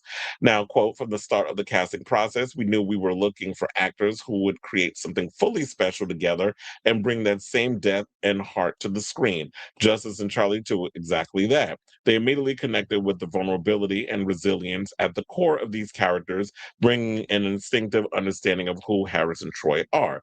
Now, Ottawa is expected to be the season two home for one of the Jacob Tierney created show's main characters, Ilya Rozanov, played by Story, who moves to the low-ranking Canadian team. The Russian hockey player made the decision to move to the team in the finale of the show's first season to be closer to Heater Rivalry's other main character and his now boyfriend, Shane Hollander, played by Williams. Now, season one of the award winning show was adapted from the second novel in the Game Changer series, Heated Rivalry, which focuses on the ever complicated situationship between Shane and Ilya, who are generational talents in the world of professional hockey and sworn on ice rivals. Well, I'm actually hoping that with that, because we have all these characters, I do hope that we get to also continue the relationship between Francois Arenault's character Scott Hunter and Robbie GK's character Kip Grady. I'm really hoping that we get them as, coming back as well. So we could focus on uh Harrison Troy, we could focus on Ilya and Shane, and we could also focus on Kip and Scott. So I would like to see all those relationships kind of ebb and flow within each other. Now, how many episodes will we be getting for season two? Is it still going to be six, or are they going to up it to maybe a couple of more so that we could spend more time with these characters? But I also like the idea that what they're doing is they're dipping and diving into different books and they're mixing it all together. So while we're in season two of the show, they're going after the sixth book or the fifth book for season three or whatever. Like I'm just saying that and like out of my head. Which is like y'all grabbing certain books and like, you know what, this would fit into this show. So we're jumping around a little bit. And then we can expand upon that as a TV series. Because everything ain't gonna be lifted exactly from the pages. That's kind of like what I like about Lee Child series, the Reacher show, where it's like each season they'll grab a book from like this series and focuses on that as being the season. So I actually like that with the Reacher franchise as well. Tierney also said that Role Model, which takes place concurrently in the long game, will also be the source material for the season. Now, y'all already know Tierney created, wrote, and directed Heat of Rivalry. He's returning for season two. And he added another writer for the second season. The show, which premiered in November 2025, made Connor Williams and well, Connor's story and I was gonna say Connor Williams, Hudson Williams and Connor's story into house no hold names. They were waiters before they booked this show, and now they're huge stars where the world is their oyster. And I do like this whole series. Wait, I want to see how many episodes they want to say. They said Crave renewed Heat Rivalry for a second season early into the show's first season run. HBO Max confirmed it will continue to air the show. The show will begin shooting its second season this month and is aimed to come out in spring of 2027. So I'm excited for this. I like Justice Smith. I like the fact that he is going to be in something as major as Heat of Rivalry. It is a really good show. I know some people. I liked it. I like the soap opera aspect, and it's been a long time. So, and especially in this current regime, that we got some homosexual messiness and romance and stuff going on, and also bringing the whole sports aspect to it. Because you can't tell me, Chair, that in the world of sports there are no closeted men that are out here rubbing taints behind the scenes. So I'm curious to see how this turns out when the season premieres in 2027. But I want to hear from y'all. What do you guys think of this story regarding Justice Smith and Charlie Gillespie being cast as Harrison Troy? If there are any Heat Rivalry fans, let me know in the comments based on like what their relationship was like and how the drama that unfolds in the book and what you hope to see play out on the big screen between these characters. So I definitely want to hear from y'all. Let me know in the comments down below.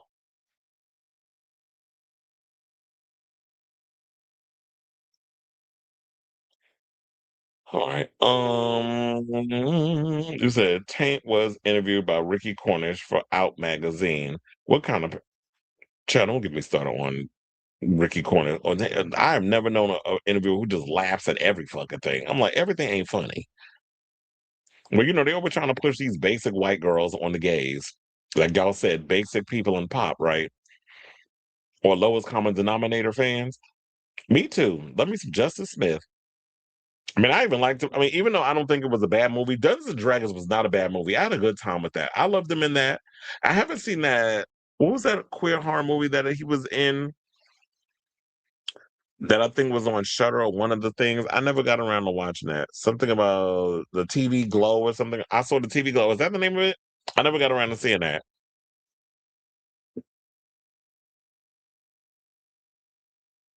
All right. Now, let's get into our final topic. And let's talk about Chappell Rowana. So shout out to her. Sometimes I know we tend to focus a lot on her complaining about how she's being treated by the press and all this other stuff in the business and things. But I was like, let's do something a little positive in regards to Miss Chappell Roan. So Chappell Roan is giving back. And kudos to her for doing that and, continue to dance the Pink Pony Club because she wants fans and supporters to join her as she launches the Super Graphic Spectacular, a charity event spanning 2 days to benefit trans youth and Levitical Plus communities. So her nonprofit, the Midwest Princess Project, have announced a 2-day fundraiser, the Super Graphic Spectacular, taking place in Los Angeles, the Shrine on October 21st and 22nd. The events, according to a release, will unite artists, fans, drag performers, comedians, and advocates for 2 nights that will both feature headlining performances from Roan and collaborators. The spectacular is described as an immersive experience that will provide volunteer opportunities to benefit trans youth and Levitical Plus communities through the Midwest Princess Project, which is celebrating its first full year of impact. Each night will have live performers, guest appearances, drag artistry, comedy, and more. So now each dollar raised through the Los Angeles events will directly benefit the organization's ongoing initiatives committed to fostering care, connection, and access to resources. Thus far, the organization has raised $800,000 through donations and proceeds from Roan's visions of damsels and other dangerous things pop-up shows. Tickets for the events will be routed through Fair AXS in a fan first approach. Pre-registration begins on August 7th, so that was yesterday at 10 a.m. Pacific time, and everyone who registers during the window will be able to purchase a ticket. Registration closes on August 11th at 8:59 p.m., while ticket purchasing will open in waves from August 18th through 20th. So, this is good on her that she's doing something charitable, but with that, Chappell's been out of the spotlight throughout the year. When she did the Grammys, and now she's doing this whole charity event. Now the tour concluded this her Visions of Damsel and Other Dangerous Things tour concluded this past March with a closing show in Sao Paulo, Brazil. So she was spending a lot of time touring and performing and things of that nature. Now she's going to focus on doing something charitable, and I think this is pretty much awesome on her part because with everybody gutting funding and stuff for trans youth or anything part of the LGBTQ plus community, which is what this current regime is doing, why not, as an artist, you step in, as they say, step your pussy up, and definitely help the community, whereas everyone else, as in the government, continues to fail people in this country. So shout out to you, Chappell. And good on you for doing this. So I say all this to say, what do you guys think of this story regarding Chaperone and her trying to help benefit trans youth and other LGBTQ plus communities? Whatever your thoughts are, let me know in the comments down below.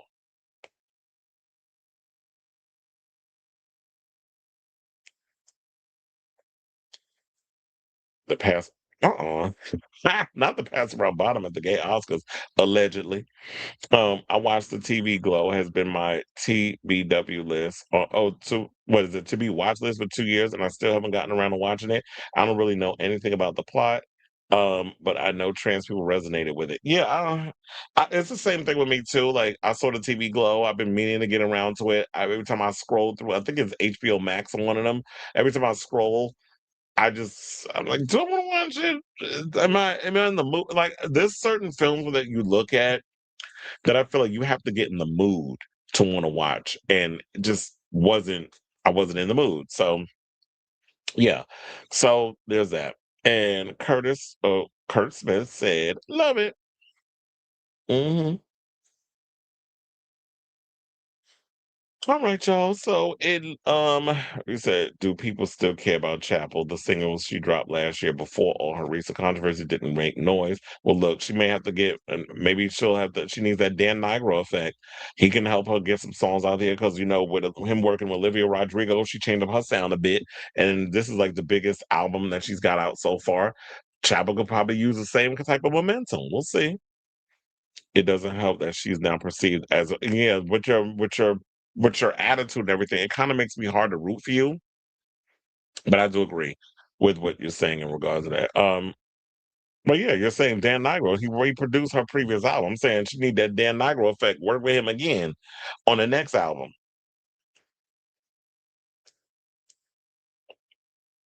All right. So, all right, y'all. So it looks like we're at the end of the show. I want to thank you all for tuning in to today's episode of Chris Avalon Unfiltered. Hit that like button, subscribe, smash the notification bell, hit the hype the channel, all that good stuff. I will be back on Monday with a brand new messy episode of the show. I just had to give you all a little show before I run up out here and meet up with some friends. They probably there already. I'm like, child, I'm gonna be fashionably late. But anyway, love you all for watching. Thank you for your continued support. And until next time, ciao, darlings.